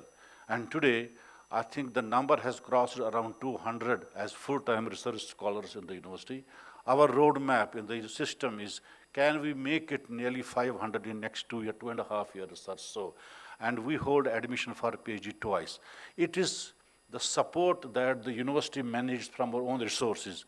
In addition to that, we have people, we have the students who come as the Ramalingam Fellows, who come as the Raman Fellows and other GRFs and SRFs from the various schemes of the Government of India. Third is, we talk of National Anusandhan schemes for research funding and all that. Much has changed. For a young student, for a young faculty member to get that fund is not very, very easy today because things have changed. Even about 30 years back, when I applied to DST to get a fund, Dr. Rodriguez, who was the director of IGCRR in Kalpakam, he was the chairman of the PAC. He asked me 3-4 questions. Why you need money? Why you did this? Today there are going to be many, many more questions than were asked to me about 30 years back. So we try to have a scheme of seed money research grants for our young faculty members. Very proud to say from this podium that in the last 3 years, we have spent more than 5 crore rupees, Indian rupees, as a part of the seed money grant. Till he tries to incubate some idea.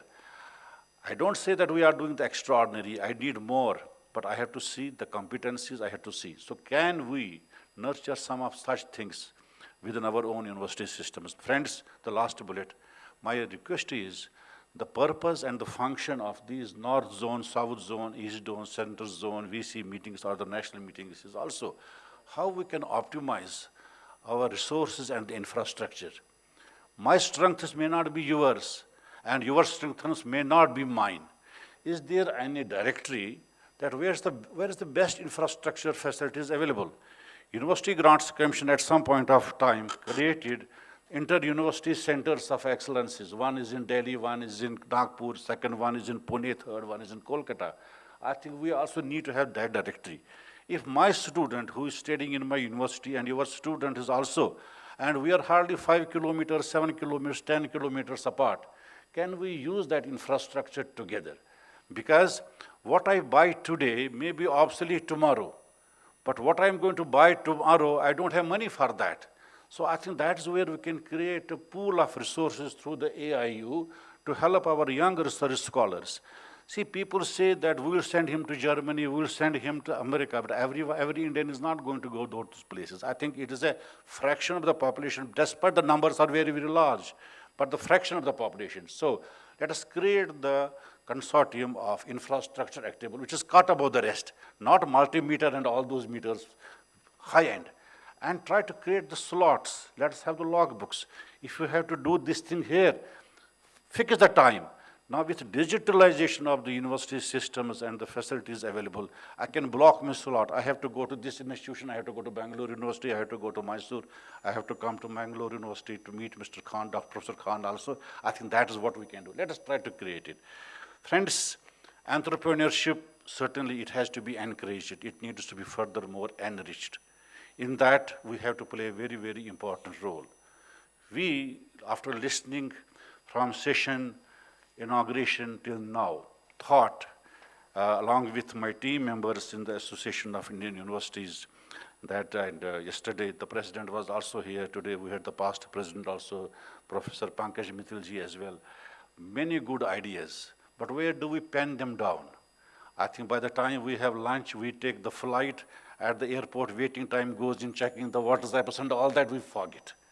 I was thinking, I requested Professor Pankaj Mittalji, the Secretary General, that we want to have the South Zone Declaration document, which will be imbibed by us in due course of time. We have put certain milestones. I know I cannot do everything in day one, but I think your valuable inputs working together is going to be the mantra for our future activities. NIT Surathkal, one of the best established engineering institutions, and I think our RIT then, which used to be the Ramaya Engineering College, and our own Faculty of Engineering Technology, we have certain facilities they also have. Can we collaborate and can we prosper together? I think that is the mantra which we all must think about and share.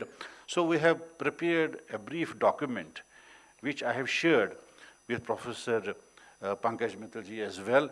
I will just, as the host institution, I will go only to the conclusion, and conclusions are drawn. When we write a research paper, what do we do? A lot of experimentation, 2 months, 5 months, 10 months, get data, finally put the summary. And many times the experts, the reviewers look at the summary first, then they read that how it has been done. So I will go to the summary first in order to save the time of our distinguished experts and the guests of honor. It says like this. It is a gist of from inauguration till what we have done till now. The conclusions of this draft document, which we shall submit in due course of time to University Grants Commission, to the University, to the Ministry of Education as well. The transformation facing higher education is not incremental, but civilizational in scale. The convergence of robotics, artificial intelligence, and human creativity will redefine teaching, learning, and work ethics in our country. India must prepare for this brave new world with intellectual courage, ethical clarity, and institutional resolve. Entrepreneurship and startups must be recognized as a natural and necessary outcome of high quality, cutting edge research, teaching, and socially responsible and relevant into the university system. We may have to create certain courses like that as well. By nurturing an entrepreneur mindset grounded in ethics, public purpose, and innovation, Indian universities can play a decisive role in shaping an inclusive, resilient, and future-ready economy. The Vice Chancellors who assembled here in Bangalore at MS Rama University of Applied Sciences during this South Zone Vice Chancellors Conference and urge upon Government of India and the state government to treat higher education as a strategic national priority and to partner with universities in implementing the measures outlined in this declaration. The future of India's youth and that of India itself depends on the choices that we make today. This is the gist, rest is all those discussions. I'm sure Professor Pankaj Mittalji will share this documentation with you, the soft copy mode and all that. I believe that I have your consent before I sign off. Yes or no? Thank you very much. It was a lovely time to have with you all. I think last 2 days were so thrilling, so enriching, so experiential. I'm confident that the generations who are going to come to our universities to be taught by eminent minds and the brilliant thought process, thought leaders are going to make this Bharat Viksit very soon. Jai Hind, Jai Karnataka.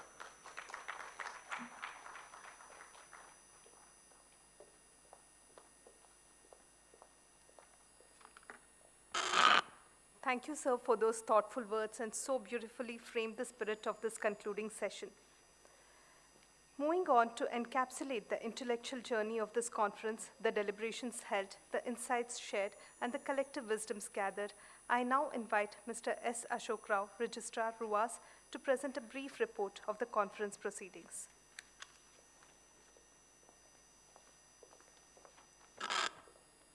Good afternoon, everybody.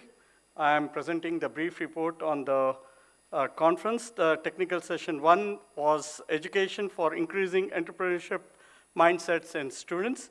The key recommendations were redefine the purpose of higher education to foster an entrepreneurial mindsets. The conclave highlighted the shortage of faculty and academic leadership in state universities. Teachers must transition from being more content delivers or becoming proactive catalysts and mentors. Promote learning beyond the classrooms. Move beyond the success story and only the narratives. Institutional ecosystems should document and learn from the failures. Increasing public investment in education. Leverage NEP 2020 as a fundamental framework. The technical session 2 was establishing incubation and innovation centers to promote techno-nationalism. The key recommendations made were strengthen the institutional capacity for commercialization, leadership-led innovation, culture and ecosystem integration, position higher education institutions as drivers of the knowledge economy by recognizing higher education institutions as primary engine of innovations. Incubation should prioritize indigenous technologies, ensure equitable and diversified funding mechanisms, and build distributed, impact-oriented innovation networks. The session 3, technical session 3, was in university-industry collaboration for startup developments. The key recommendations were to recognize the convergence of education, research, innovation, and industry, strengthen industry collaboration, to address the mistrust between the academia and the industry. Universities should adopt flexible policies, bridge knowledge gaps between academia and industries, anchor universities' innovations in rural and societal contexts, deepen government academia collaborations beyond funding, and to enable academia to articulate clear policies and implementation needs. Thank you.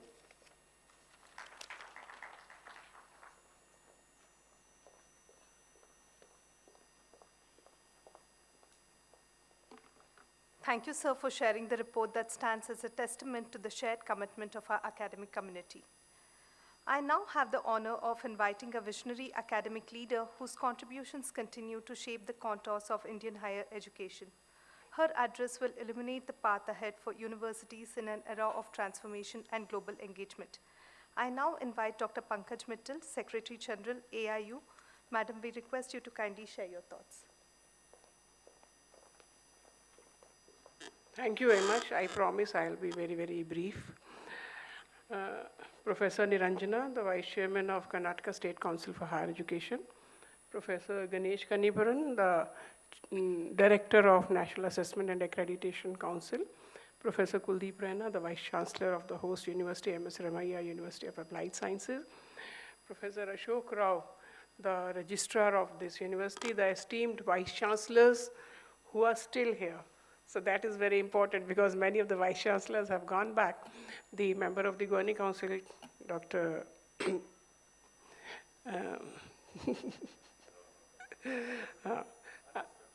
Dr. Dharma, a little confusion. The speakers of various sessions, the faculty here, the team of MS Ramaiah University who is here, who has been looking after all of us for a long, long time. Especially Ankita, I don't know whether Ankita is here or not. She has been personally looking after me too. You are there. So every person, Vijendra, who has been very, very instrumental. He is a single-handedly, from the AIU side, he has been handling the whole conference. So a very warm welcome to all of you.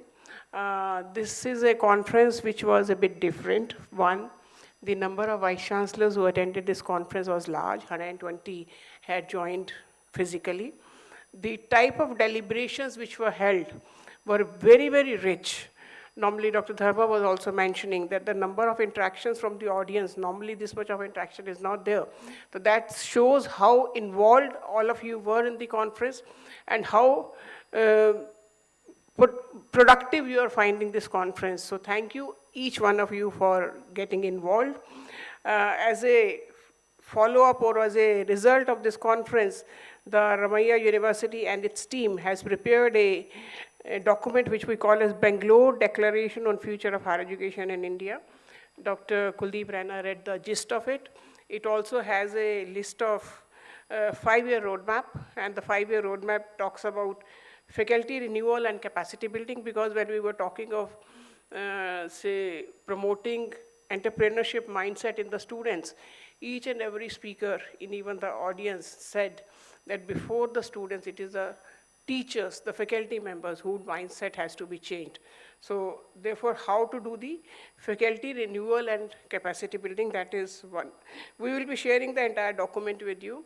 And second is pedagogical transformation, because somebody in one of the conference, in one of the sessions said that SRM University, I suppose, they said that we are using the pedagogical transformation we are not doing, we are using the old pedagogy for the new age students, which will not work.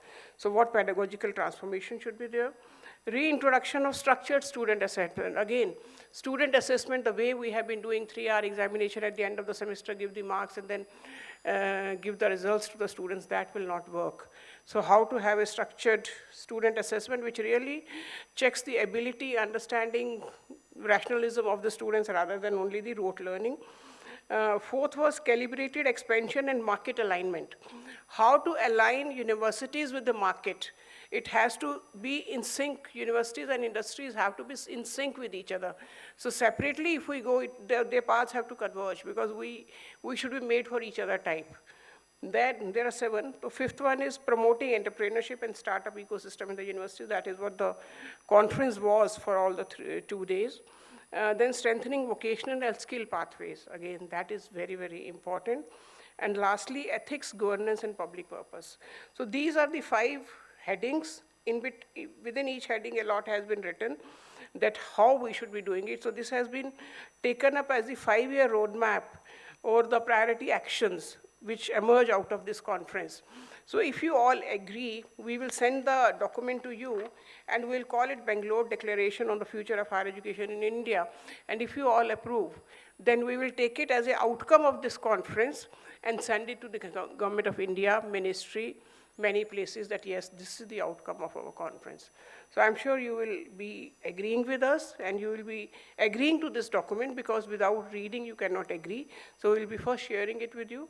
And once you agree, then we will send it to the Government of India as the Bangalore Declaration. So once again, thanks to each one of you. Thanks to the entire Ramaiah team, who has taken very good care of all of us, even the minutest details. I didn't see even a single complaint from anybody. For the first time I have seen on the group, everybody is praising. Normally people say, ye nahi hua, wo nahi hua, that didn't happen, that was late, that was not there.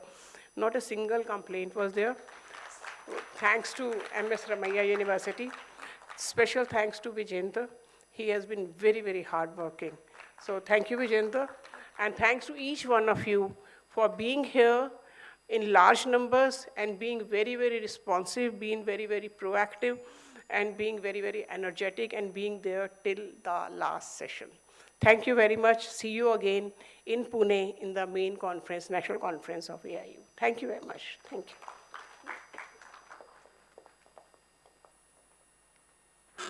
Thank you, Madam, for your eloquent reflections and for reminding us of the collective responsibility we carry as institutions of learning. It is now my honor to invite a nationally respected authority in quality assurance and academic accreditation, whose words will resonate deeply with the principles of quality assurance, academic integrity, and continuous institutional improvement, which are cornerstones of a robust higher education ecosystem.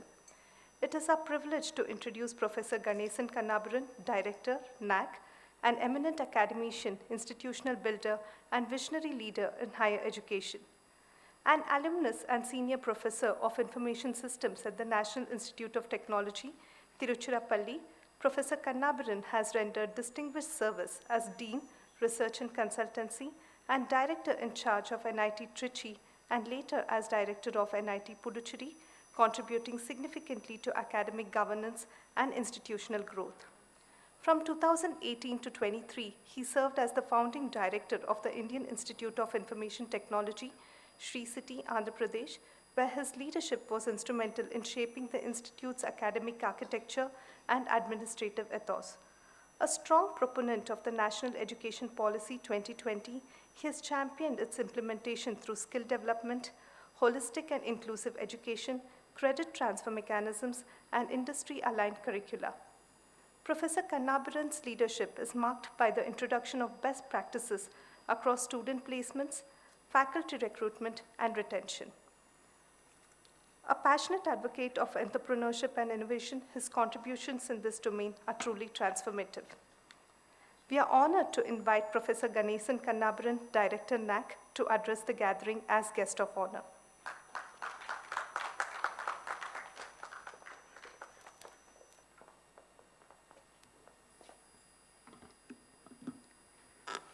Good afternoon to all of you. I'm literally standing between you and your lunch. I know that it's a lot delayed, but then I take this opportunity to thank AIU and MS Ramaiah University for inviting me for this valedictory session.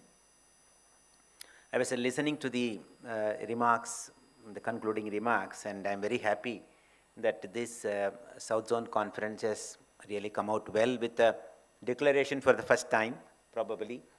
And I wish that these declarations really impact our higher education system. I also wanted to wish you all a happy new year because the bill, the Viksit Bharat system,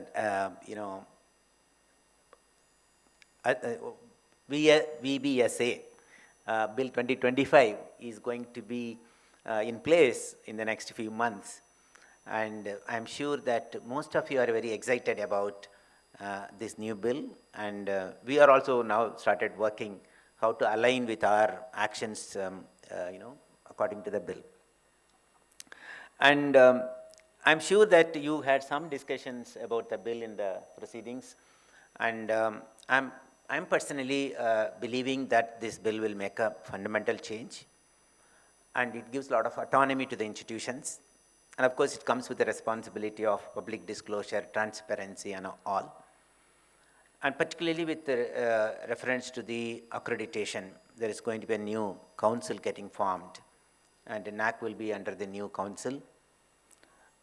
And the very approach of accreditation is also likely to change. And as if you read the policy, it says high quality, high integrity accreditation system. The high integrity and high quality both are very important in the time that we are faced with so many issues. And the current system that we are proposing will ensure both the objectives of high quality and high integrity. And also the fundamental change that you see is the outcome-based accreditation. And the accreditation being part of, not part of the regulator, and it's going to be a separate entity. That is a welcome change. And if you closely read the policy, it also says that accreditation will lead to regulation. We are actually reversing. Now we talk about regulation first and accreditation next. And in the time to come, accreditation will happen first, regulation will be based on the accreditation. These are fundamental changes that we are talking about it. This, in the time to come, we are getting ready to launch, and there are a lot more announcements to come. Now, coming back to the theme of the regional conference and the venue or the state or the region that was chosen, the Karnataka state, is really befitting to this. And today, if you look at the fundamental issue of the prosperity, look at the economic prosperity and the social prosperity. The economic prosperity is likely to happen, not by 2047, it is likely to happen much before. And the rate at which our economy is growing as compared to the comparable economies, we are far ahead. And therefore, economic prosperity is granted. But then for you to look at the other aspects, particularly look at the gross enrollment ratio, which we are talking about from 28% to 50% by 2035. We are talking about strategies to achieve that. But by then, we also have a large section of our population as youth. So the large number of students are going to come into the system, which means by increasing this 28% to 50% by 2035 is going to be a big challenge. It is just not possible. And in that process, if you have more and more students getting into the job market, this is going to be a challenge. I'm sure most of you have the data that close to 40% of our graduates are not employable. And when we increase the GER from 28% to 58%, 50%, we'll have the bigger challenges of how do we make them employable. Therefore, the startups and entrepreneurship assumes a big importance.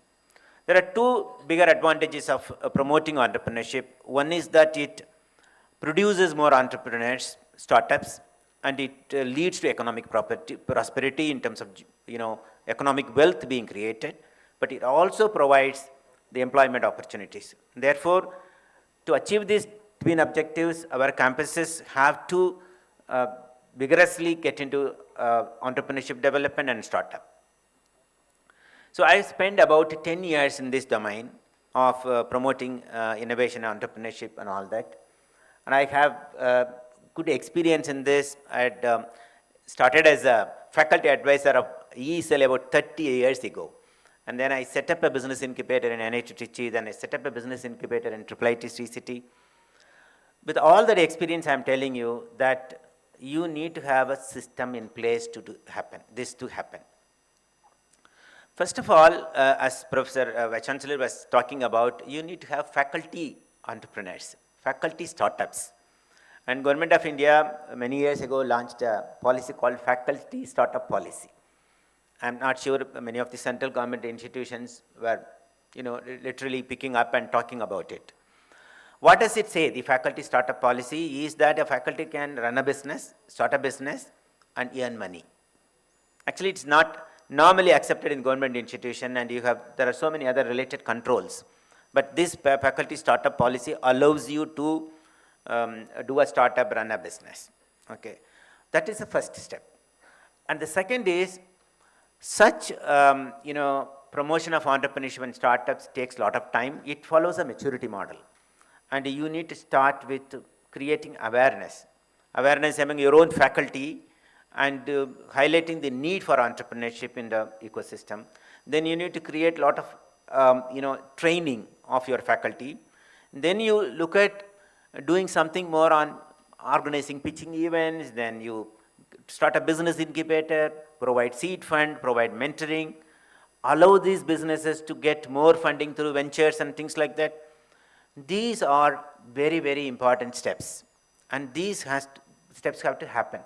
But there in institutions like NITs and IITs, we have definitely taken advantage of policies and the resources, and we have achieved. It is equally important for the private university system to sort of devote resources and time to promote this. And Professor Ravi is here, and I recently met him in NIT K. Surathkal, and he is the person, you look at the number of patents and the number of kind of activities that he has promoted within the NIT system, particularly now in NIT Surathkal that he is trying to do. You need to have such kind of people to do this. How to do it actually, I'm sure that most of our institutions have institution development plans. I mean, do you have promoting entrepreneurship as part of your institution development plan? And is it aligned with your vision of your institution? And do you have identified champions in your institution? And do you have resources? As somebody was pointing out, that today 2% of corporate profit has to be spent on many areas, including supporting Government of India approved business incubators. And in fact, we had in NIT Trichy received a couple of crores of such funding from industry through this CSR route. So the other thing is about how you actually carry out these activities, and that is where you need to bring things in a different way. For example, your students are not going to become entrepreneurs the very next day when they are graduating. It takes for some time for them to explore the industry, explore opportunities and challenges, and one day they will decide to become an entrepreneur. It may happen about 2 years later or 5 years later or 20 years later. But the institutions have the responsibility to instill the sense of being entrepreneur, sense of being promoting business has to happen in the campus. For that, you need to bring a lot of entrepreneurs to your campus, as the Vice Chancellor is talking about, the startups in your campus should give internships to your students, and they should learn what is entrepreneurship is all about. Through this, of course, you can promote entrepreneurship. The last part I want to share with you is, it's not about our students alone becoming entrepreneurs. And the whole society, we have, rural areas, semi-urban areas. How do we promote entrepreneurship in tier 2, tier 3, tier cities? And there is a whole lot of social entrepreneurship opportunities that are available today. And our students, not every student of our institution need to look at, high-tech entrepreneurship. They can also focus on social entrepreneurship. That will give bigger satisfaction in life for those individuals. And the last one is very, very important, is women entrepreneurs.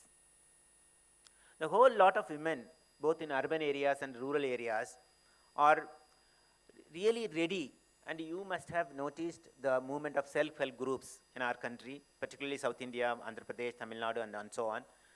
They promoted business. They were running businesses. And such groups, if we are able to align our, sort of part of our strategy, then we can also see a more inclusive growth in those areas. With these few words, I once again thank you for the opportunity. And I wish that you had the learnings of this, or the discussions of these conferences are useful to you. And with the new bill coming in, mentally be prepared for a great year 2026. Thank you.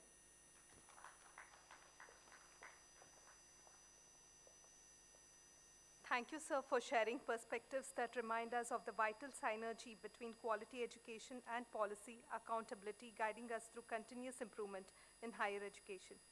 I request Professor K.K. Raina, Vice Chancellor RUAS, to hand over a token of appreciation to Professor Ganesan Kannabiran.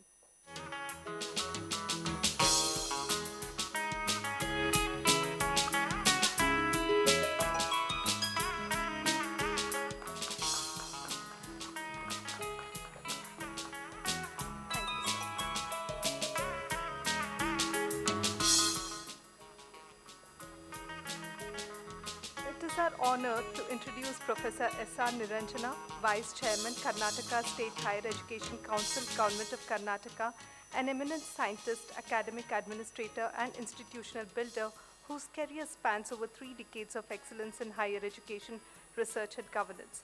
Professor Niranjana is a distinguished professor, lifelong in the Department of Studies in Biotechnology, University of Mysore, and has earlier served with distinction as the Vice Chancellor of Gulbarga University.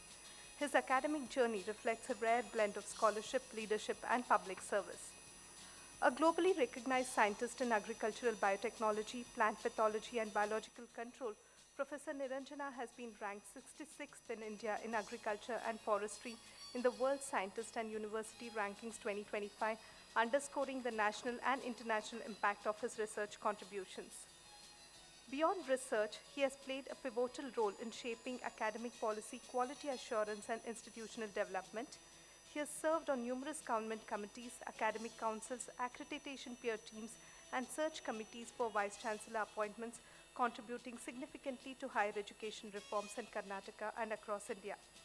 I now invite an eminent academician, a policy maker whose leadership continues to strengthen the higher education ecosystem of Karnataka. I request sir to address the gathering.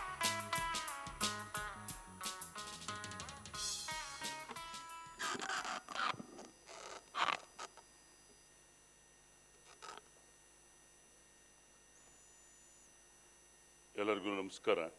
Good afternoon, all of you. MS Ramaya University of Applied Sciences is organizing a valedictory function with the South Zone Vice Chancellors Meet 2025-26 on the theme of promoting entrepreneurship and startups in higher education institutes. During this valedictory function, today's the guest of honor is very respected Director of NAC, Professor Ganesan Kannabiran, and a president, he left probably, of the AIU, the Secretary of the General AIU, Pankaj Mittal, and the Vice Chancellor of the Ramaya University, Professor K.K. Raina, and the Registrar of MS Ramaya University, and my dear Vice Chancellors and colleagues, I will not take all of your names, it will take more time to mention the names. Rest of my public university Vice Chancellors are sitting here 50%. Another 50% is not there. Probably many Vice Chancellors, you are here now. My dear colleagues, we are in the elm of affairs of education. The AIU has chosen a very nice topic, whether universities can meet this entrepreneurship and startups. The challenges are there. You have to speak truth and practical. What is the practical difficulty in introducing entrepreneurship in the university system? We have started our education system from Nalanda, Taxila with an multidisciplinary approach. And we started our education from Vedic period Gurukula up to artificial intelligence and machine learning. Our journey has come from conventional education. Today, we are talking on a technology-oriented education, a skilled education. India, you know that the madam has given the statistics of a very big education sector in this country, 101, as per the data now, AIU's data is given, 1,333 universities and 40,000 colleges, and targeting the 50% class enrollment as NAC director is mentioned.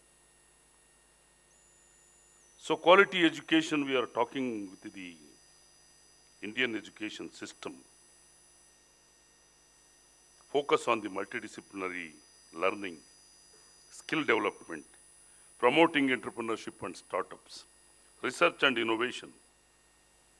It proposes increasing the gross enrollment ratio in higher education 50% by 2035. A target of this 50% higher education by 2037 is set now, along with enhancing the quality of education, which is the paramount importance of nation. The top Indian institutions are expected to compete with the best in the world. And we are seeing that the national ranking framework of our higher education system, where we are now, where we are identified, that we have to look into that, the rating of universities in India. Achieving a higher level of quality is dependent upon the process of such as teaching, learning, research and innovation, motivated teachers, enhancing employability skill, equity and societal integration, academic ambience, commitment to sustainability rather than more infrastructure and inputs. Probably Raina has given a note, a document, it is mentioned the status of public universities in India now, as well as in Karnataka. That problems, if you are going to address,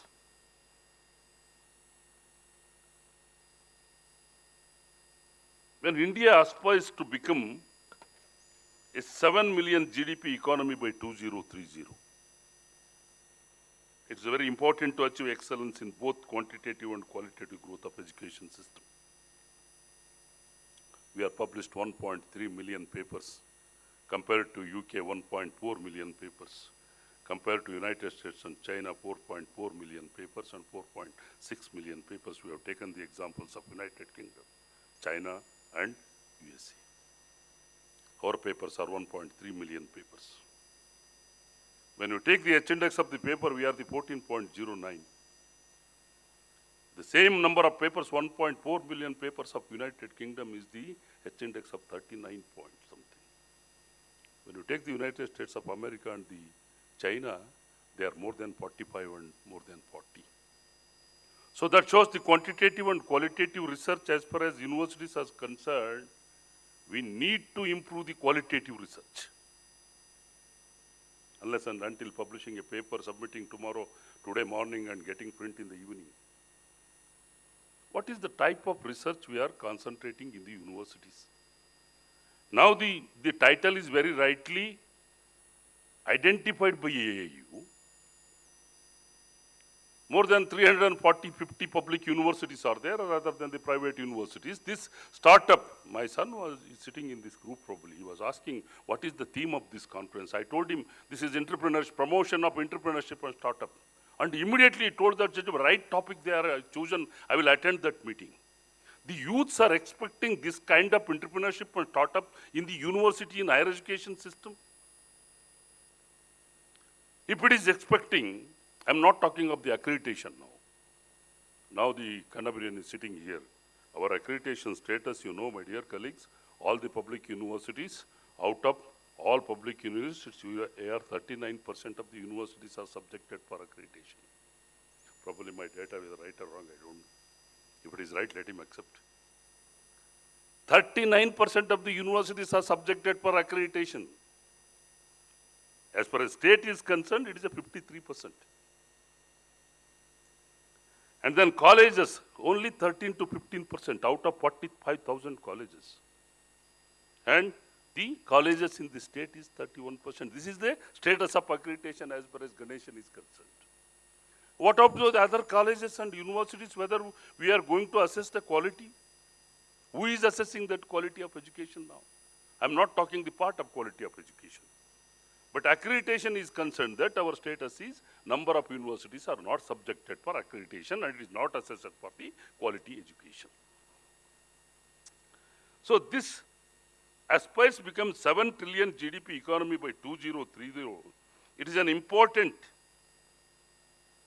ecosystem by making it globally relevant, competitive and industry fit while simultaneously focusing self-employment through the innovation, skill, entrepreneurship among students and faculty.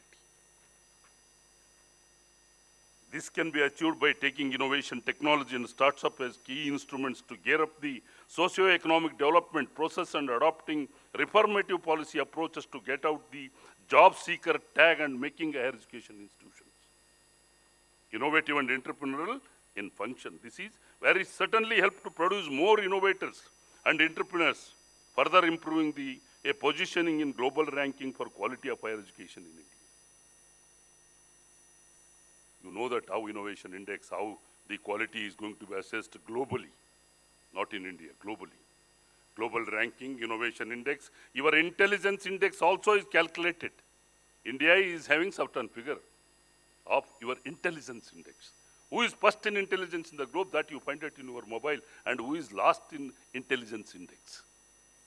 And then this intelligence, making the policy objective, that what is the important policy objectives are made for the national startup innovations. The first objective is higher education institute to promote student-driven innovations and startups and to engage the students and faculty in innovation and startup activities in the campus. That's what Kanavaran told that. How to inculcate practice of the introducing a startup kind of education in the university system, how to engage the students on these issues first, to create awareness. My dear colleagues and students, we have established a very big network of higher education in the country. My opinion, poor knowledge student or a poor student should not or must not get the poor education. You have to think on those things. Everybody should get the good education and rich education. That is called as quality education. So second objective of the innovation and startup policy is, policy aims to enable higher education institute to build, streamline, and strengthen the innovation and entrepreneurial ecosystem in campus, and will be instrumental in leveraging the potential of science, students' creative problem, solving of entrepreneurial mindset, and promoting a strong intra and intra-institutional partnership with ecosystem enablers and different stakeholders at regional, national, and international level. This is the second objective of your innovation policy or entrepreneurship policy.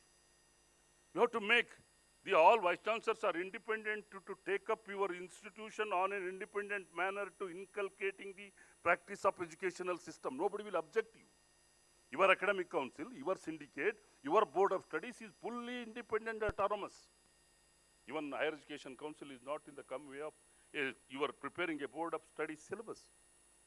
Whatever the policy, whether it is an NEP or any other policy, what I am talking now, I don't want to debate on those things.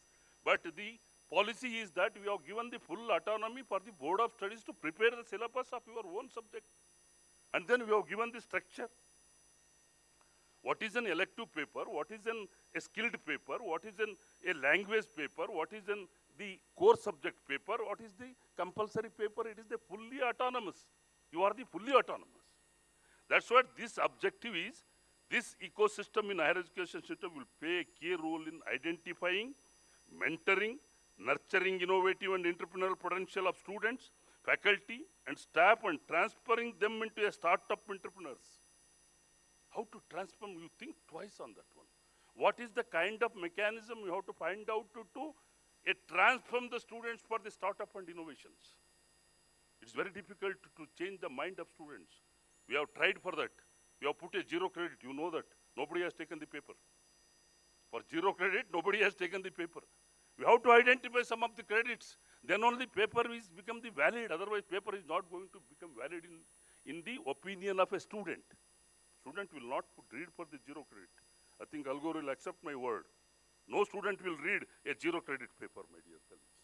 You have to put some weight on that one. That's what, how to integrate a startup and entrepreneurship syllabus or the content in your existing system of education. Then only the conventional universities.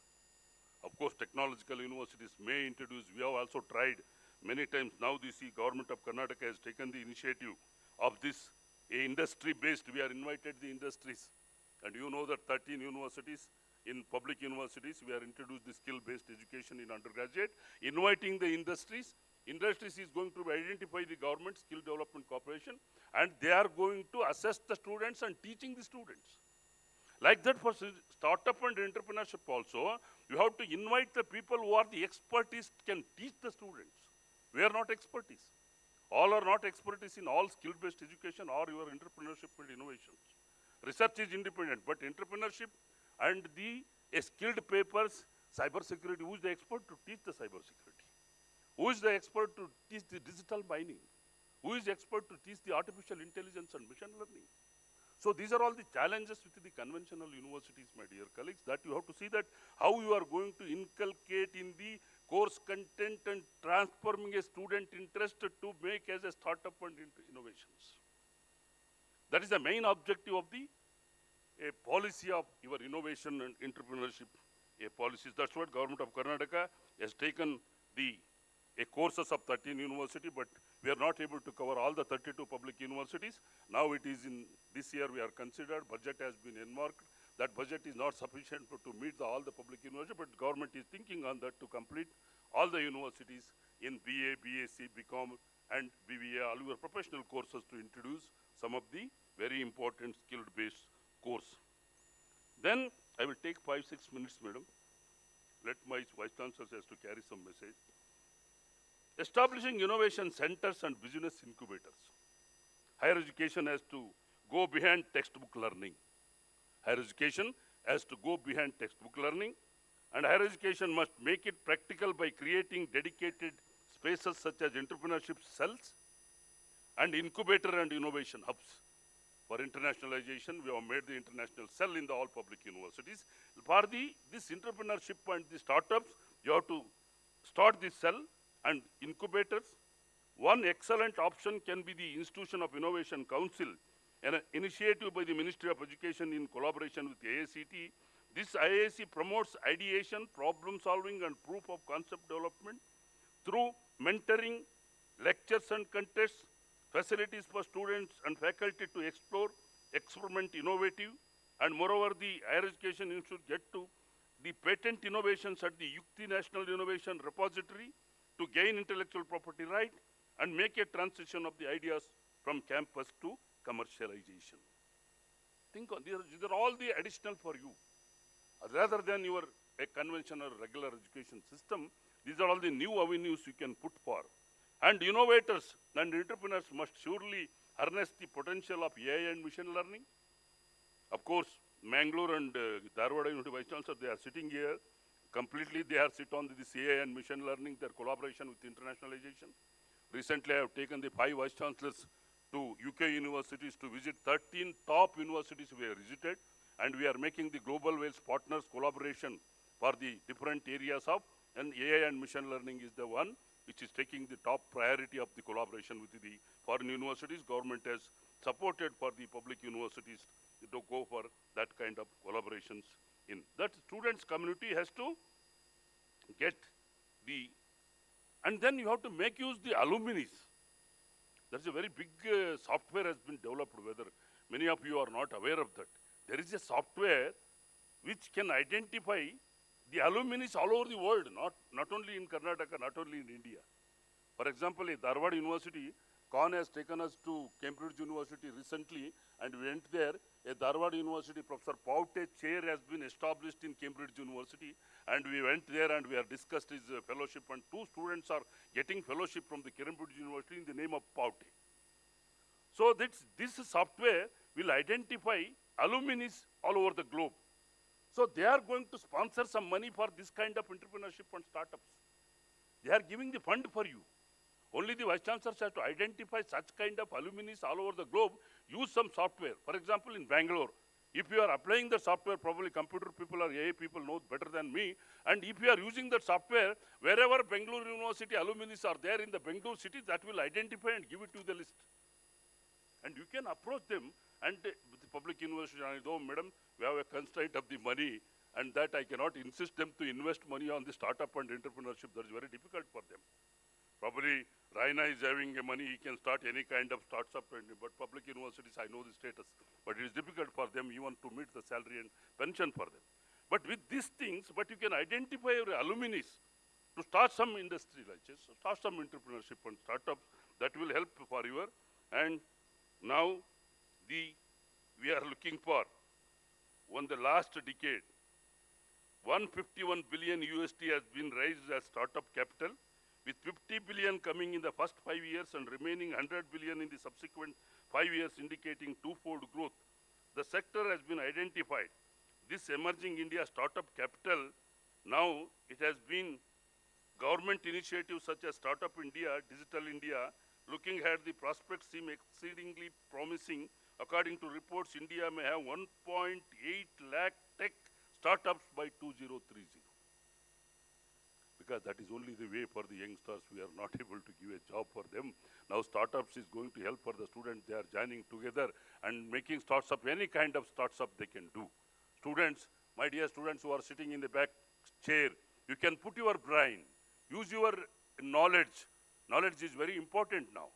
And use your knowledge, and what best you can start your industry and startup by your knowledge, and investment is difficult, and you find out some of the initiatives which is coming from the government of India, and that can be make use by the universities and as well as the students to start this entrepreneurship and the startups. Definitely it will help the employability. We are talking on employability percentage. Kanayan has given the employability percentage only 40%. What about the 60%? Only this entrepreneurship and startup, my dear students, that only the help for you. Students living abroad, number is increasing. Students living abroad, number is increasing. And we are losing a good student in this country, go abroad and working for the education, job, and they are going. I'm not objecting to go there, but global exposure is very important today to expose yourself for the higher education in the globe, what is going. Why students are not getting the seat in Oxford and Cambridge? That is, we know the problems, why we are not getting that. My conclusion is, my dear colleagues, with greater integration of innovation and entrepreneurship in higher education, the universities and colleges have the potential of become a breeding grounds for entrepreneurs of tomorrow. By cultivating creativity, global citizenship, and progressive vision, and higher education shall emerge as an important stakeholders for realizing the dream of Viksit Bharat and the centenary of a country independence. One has to try to understand what is this Viksit Bharat we are using. This terminology, Viksit Bharat, all must understand what is our target. You see that what we are targeting now, economic growth, social progress, and the another one has to be included there, that you have to, natural calamities, e-governance, and all these things, self-reliance, inclusive growth.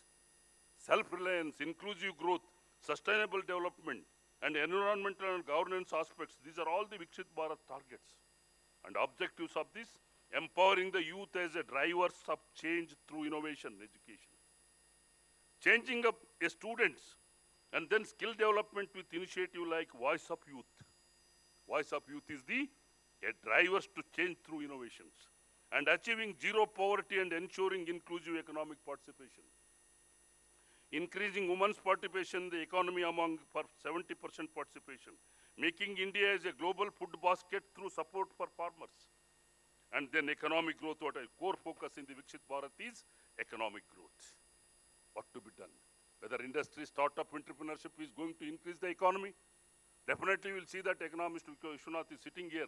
What is the another 5-year plan of economy for this country to increase the economic growth? That's very important today. Technology innovation. We know that technology is how the country is benefiting out of the technology. And whether it is a vaccine technology or aeronautic technology or agriculture technologies. And as an agriculture scientist, I know that one GMO technology we are not so far accepted or agreed by the food crops. Only the cotton which was approved by the regulatory body because of the biosafety issues. Infrastructure development is very important. Social empowerment, I told. Social empowerment, social progress is very important in Viksit Bharat. And sustainability of the growth and youth has to keep. That's what Abdul Kalam told. That last slogan is the vision and your strength and weakness of this country. The students is the strength, or the who are sitting in the back of after their degree, whom they are going to serve. And this nation, they are the strength of this country. We have to train them. We have to give such kind of education, integrating this kind of course curriculum in your existing syllabus, how to do it. And you are autonomous. I told repeatedly, I am telling, to prepare the syllabus, you are an autonomous to prepare the syllabus, and you can do it and help the student. And weaknesses of our youth sees, there is a lack of vision. Everybody must have a vision. That's what Abdul Kalam told, that who is having a vision, one should have a visionary. What we need today, whether students are getting the required knowledge today, what they are acquiring today in the classroom, whether it is sufficient or not, what kind of required knowledge students has to get, the universities and colleges has to think twice. Then only we can give the quality education, we can give the job-oriented education, we can start up these entrepreneurs and startups, everything will come in the university system. I know it is difficult. I know as an administrator and an educationist from last 40 years of my experience, what can be done, what cannot be. That I know. About the great difficulty, I am telling that still we can put our efforts with the existing system to inculcate the practice of this entrepreneurship startups. And I thank the AIU for bringing this kind of a topic in future also. The advanced topics, skill-based education, innovation, research, competency, and internationalization of higher education. All these things are going to help for the country to build the nation. So this, with few remarks, I thank AIU for giving me an opportunity to share some of the thoughts to the educationist, as an educationist and also an administrator. Government has taken some of the initiatives in introducing skilled courses, and also it is starting with the AADP program from the Government of India. That is, we are introducing the BCom course, and skilled courses we are brought to the undergraduate level.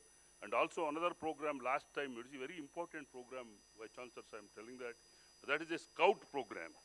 A scout that the British Council is helping us, scholars for outstanding undergraduate talents.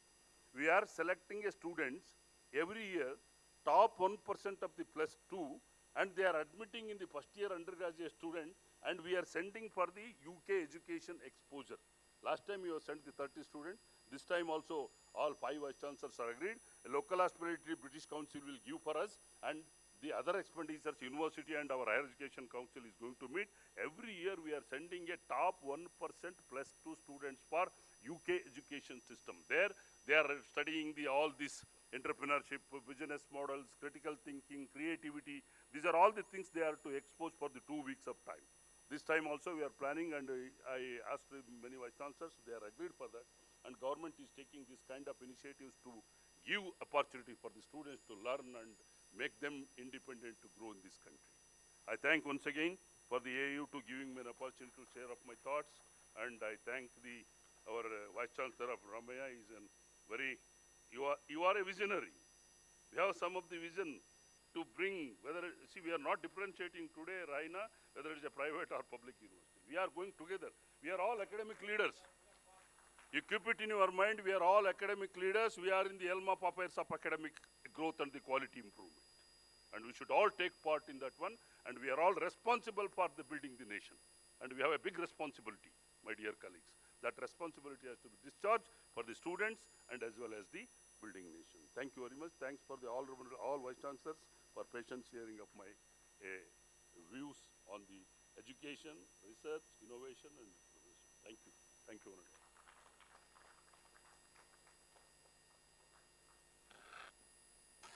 Thank you, sir, for your insightful words and continued guidance. I request Mr. S. Ashok Rao, Registrar RUAS, to hand over a token of appreciation to Professor S. R. Niranjana.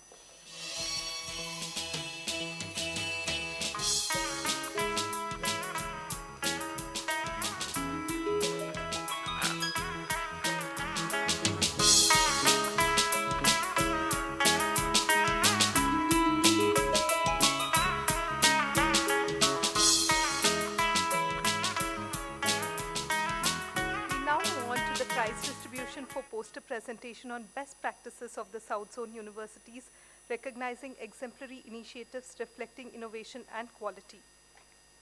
So standing third is the University of Calicut, Malappuram, Kerala. We kindly request the respective Vice Chancellor to graciously come over the dais and receive the certificate. So standing second is the University of Kerala, Thiruvananthapuram.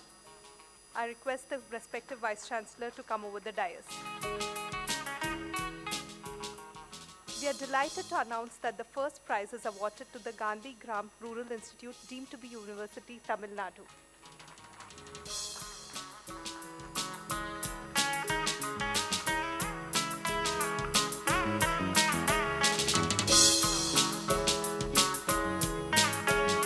A big round of applause and heartfelt congratulations to the awardees.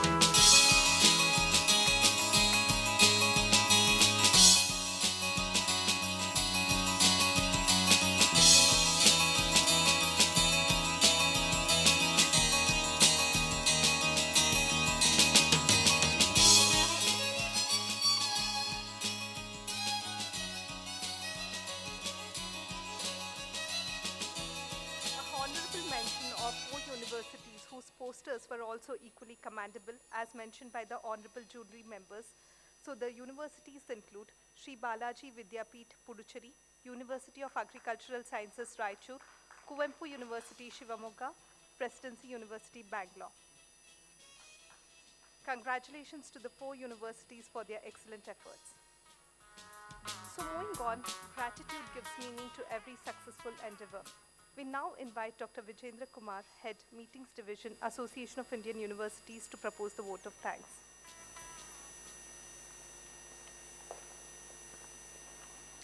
I promise you I will take only 3 to 4 minutes because this is a ritual and we have to complete this. 3 to 4, sir.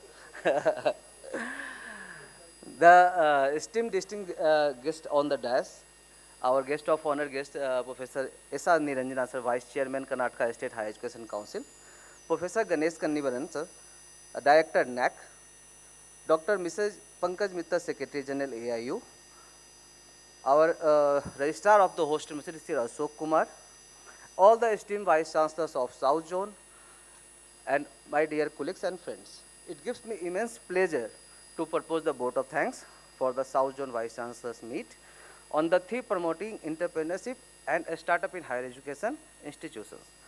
At the outset, I would like to express my sincere thanks and heartiest gratitude to the chief guest of the inaugural session, Sri Thawar Chand Gehlot ji, the Honorable Governor of Karnataka, for his gracious presence and inspiring address set the wonderful tone for the conference and reminded all of us for the larger purpose of higher education.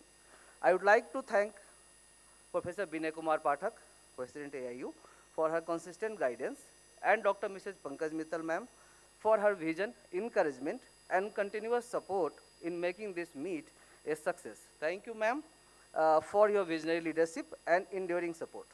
My special thanks to Professor Kuldeep Kumar Raina the Vice Chancellors of MS Ramaiah University of Life Sciences, and his entire team for their warm hospitality, excellent engagement, and personal care made feel that we are all at home. Thank you, sir, for your generous support and thoughtful guidance, even in the smallest detail. I deeply appreciate your personal involvement in each and everything which ran the whole conference smoothly. A special thanks to our former president of AIU, Professor Colonel G. Tharugasam and Professor G. D. Sharma for attending this meet. Now I would like to thank the chairperson and speakers of each and every sessions.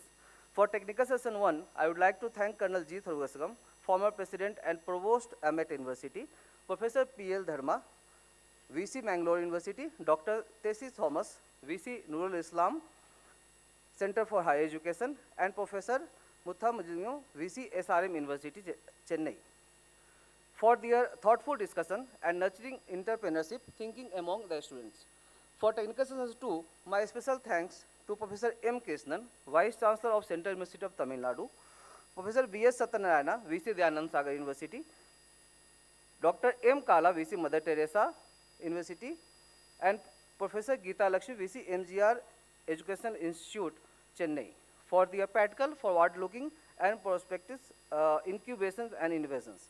For technical session 3, I am grateful to Professor Dr. P. Ravi, the Director of NIT Surkal, and the speakers, Dr. Nirmaljeet Singh Kalsi, retired IAS, former chairperson of NCVT, Professor V. Panalamuttu, the Director of NIPTAM Tanjavur, Professor Uma, VC Sri Padmavati Mahila Vishwavidyalayam. On this valedictory session, I would like to take this opportunity to thank all the AIU member universities for submitting their poster on best practices, and I am happy to inform you that we are in the receipt of 34 posters for the South Zone. I sincerely appreciate Professor Dr. P. Ravi sir and Professor Dharma sir and Dr. Tessie Thomas, madam, for devoting an hour for the careful evaluations of the posters. I am grateful to them for their for sparing time for this valuable for selecting the posters. The successful conduct of AI South Zone Vice Chancellor meet is truly welcome, truly outcome of collective and dedicated efforts of the entire team of MS Ramaiah. While it may not be possible to acknowledge and take the name of each and everyone, but I express my sincere gratitude to each and every one of the entire team of MS Ramaiah. I am particularly grateful to Dr. S. Ashok Rao, Registrar of the MS Ramaiah University, for his constant guidance and seamless coordination throughout the conference. He is also the nodal officer of the meet. I also extend my sincere thanks to Professor Abhay Matthew sir. He is also the nodal officer of the meet. Professor B. Satyanarayana, the PS to the VC, who even looked after each and every emails and were in constant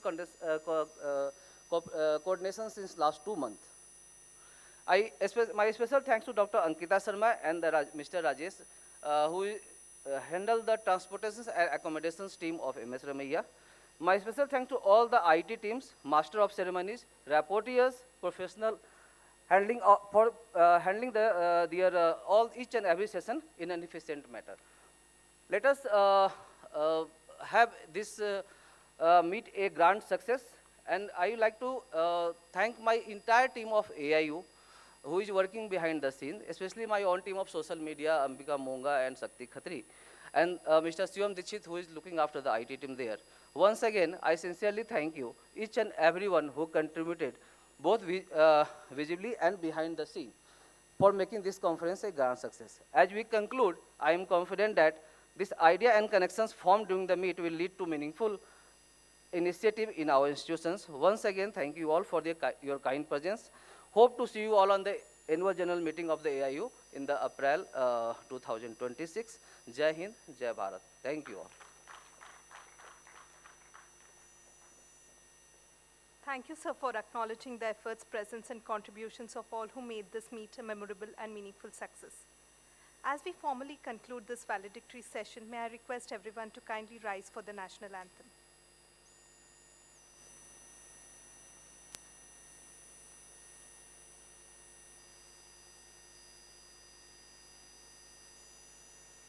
जनगण मन अधिनायक जय हे भारत भाग्य विधाता पंजाब सिंध गुजरात मराठा द्राविड उत्कल बंगा विंध्य हिमाचल यमुना गंगा उच्चल जलधि तरंगा तव शुभ नामे जागे तव शुभ आशीष मांगे गाहे तव जय गाथा जन गण मंगलदायक जय हे भारत भाग्य विधाता जय हे जय हे जय हे जय जय जय जय हे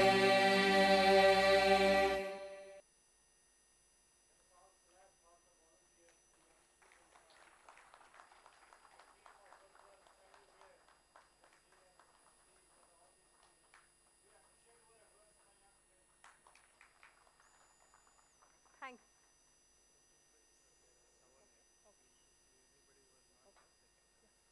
A short announcement before we conclude. The group photo of the Vice Chancellors with the Honorable Governor of Karnataka is printed and framed. We request all the Vice Chancellors to collect the same from our team. Thank you, esteemed dignitaries, respected Vice Chancellors, academicians and guests. We request everyone to join us for lunch, which has been arranged outside. Thank you for your gracious presence, thoughtful participation, and continued commitment to the advancement of higher education. Thank you.